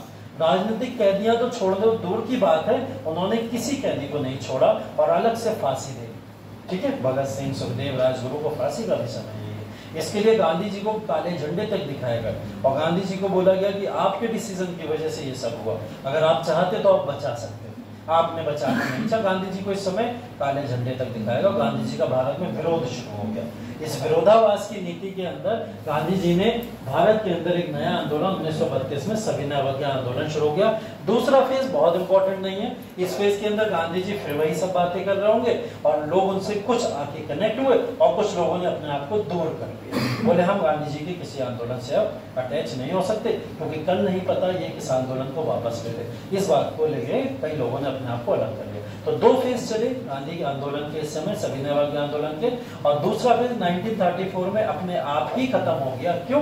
क्योंकि गांधी जी को अरेस्ट करके इस समय जेल में डाल दिया गया था और गांधी जी का वर्चस्व अब उतना बचा नहीं जितना वर्चस्व लगभग हम लोग सिविल डिसोबीडियंस मूवमेंट के पहले दौर में देखते थे, ठीक है। तो ये धीरे धीरे समाप्त होना शुरू हो गया। इसकी वजह से गांधी आंदोलन एक यहाँ पर कहीं ना कहीं कह सकते हैं असफलता का आंदोलन कहलाता है, जो सिविल डिसोबीडियंस मूवमेंट। लेकिन इससे हमने चीजें बहुत सीखी। इससे हमने ये सीखा कि भारत की आजादी की तरफ हमने एक कदम और बढ़ा दिया।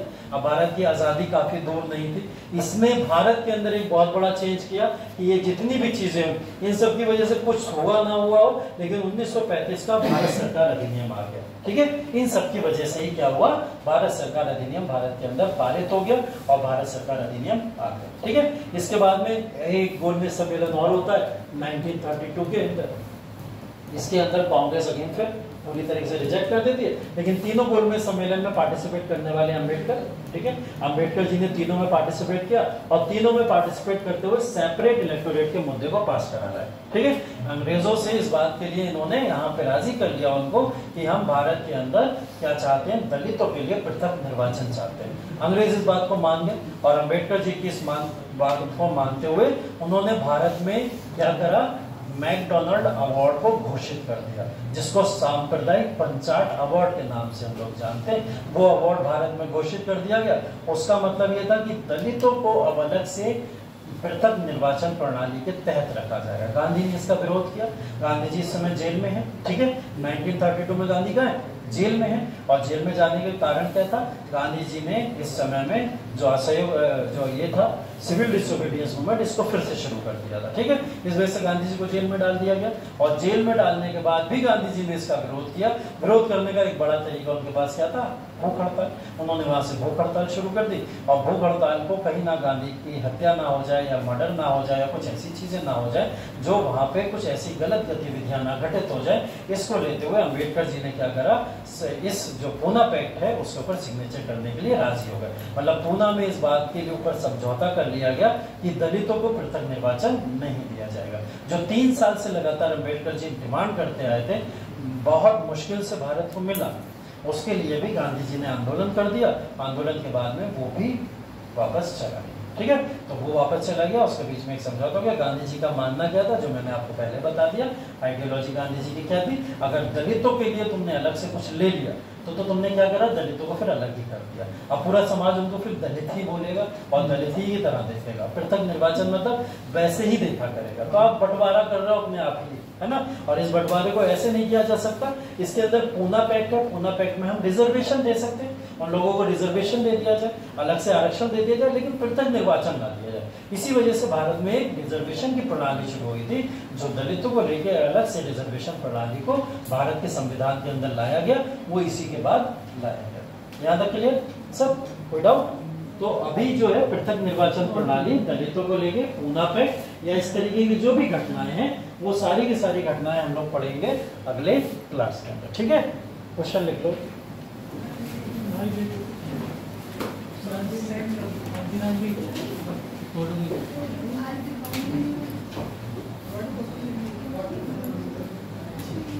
क्वेश्चन लिखिए, सविनय अवज्ञा आंदोलन, सविनय अवज्ञा आंदोलन भारत के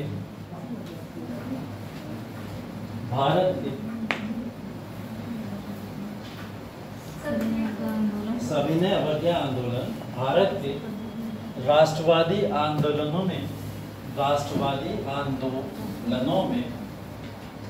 प्रमुख स्थान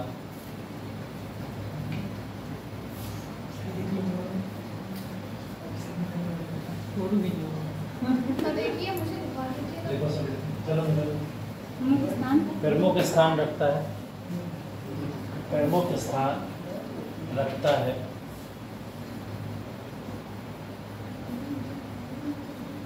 अब सीडीएम करके लिख लेना, पूरा मत लिखो। सीडीएम आगे लिखो, फिर सब लगा सीडीएम के महत्व की चर्चा करते हुए, सीडीएम मतलब सविनय अवज्ञा आंदोलन। अरे यार अभी किधर से यही तो बता रहा था मैं, सीडीएम। चलो सीडीएम क्या बताया मैंने, क्या लिखा है, महत्व की चर्चा करते हुए इसके दोषों का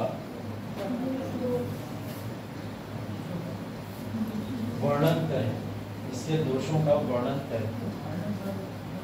अलग है क्वेश्चन थोड़ा सा, अभी तक आपको महत्व भी और दोष दोनों इसके अंदर लिखने, ठीक है, मतलब उसकी इंपॉर्टेंस भी लिखनी है और उसके बारे में कुछ आलोचनाएं भी करनी है, तो दोनों चीजों को लिखना, ठीक है, उसको ध्यान रखना।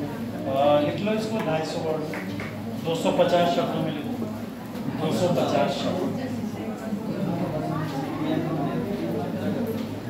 ठीक है। अच्छा एक चीज और इम्पोर्टेंट चीज वो भी सुन लीजिए। आज आपका सिविल डिसोबीडियंस मूवमेंट अप्रोक्स खत्म हो गया, ठीक है, इसके बारे में चर्चा नहीं करेंगे अब हम, खत्म। अब जो आपका मैंने बताया था आपको कि 16 तारीख को आपका मॉडर्न हिस्ट्री खत्म हो जाए, ठीक है, उसके बीच में 15 तारीख भी है ना, जो आप लोग छुट्टी की तरह मनाओगे। तो 15 तारीख को आप लोग को एक होमवर्क दिया जा रहा है, ठीक, और वो होमवर्क ये है कि 1857 से लेकर 1947 तक, ठीक, कहाँ से कहाँ तक, 1857 से लेकर 1947 तक ऐतिहासिक दृष्टि से जो इम्पोर्टेंट घटनाक्रम है उसकी एक क्रोनोलॉजी लिखनी है, ठीक है, लिखनी, ठीक, अपने हाथों से अपनी अपनी कॉपी में लिखनी। वो क्रोनोलॉजी आपको होमवर्क में लिख के लेके आनी। मैं इसलिए अभी बता दे रहा हूँ जिससे 2-4 दिन अगर आपको इधर मौका मिले लिख लेना, लेकिन 16 अगस्त में जब क्लास खत्म हो रहा होगा तब उस समय ये सबकी कॉपी में होना चाहिए। 1857 से लेकर 1947 तक जो भी इम्पोर्टेंट हिस्टोरिकल एविडेंसेस या घटनाएं आपको लगे वो सारी घटनाएं अपने अपने अनुसार सब लोग लिख लीजिएगा, ठीक है। 1857 से 1947 तक, अब उसके अंदर सब आ जाएगा विद्रोह से लेकर और 1947 की आज़ादी तक, और जो घटनाएं हम लोग पढ़ रहे हैं वो तो सब आएंगी। इसके अलावा जो घटनाएं अब हम आगे पढ़ने वाले हैं वो भी इसका पार्ट बनेगी, ठीक है। तो इन सब चीज़ों को ध्यान रखिएगा। बाकी आज के क्लास को यही समाप्त करते हैं। नशे से दूर रहिए, ठीक, नशा मुक्ति करें। Thank you so much. हाँ क्रोनोलॉजी का मतलब ये होता है, आप डेट लिखो, जैसे लिखा आपने 1935 और डैश लगा के लिख दिया गवर्नमेंट ऑफ इंडिया एक्ट, ठीक है, ये क्रोनोलॉजी, ठीक है। कहाई डाल के उनका नाम लिखो है, कहाई डालो हाँ हाँ वही बता।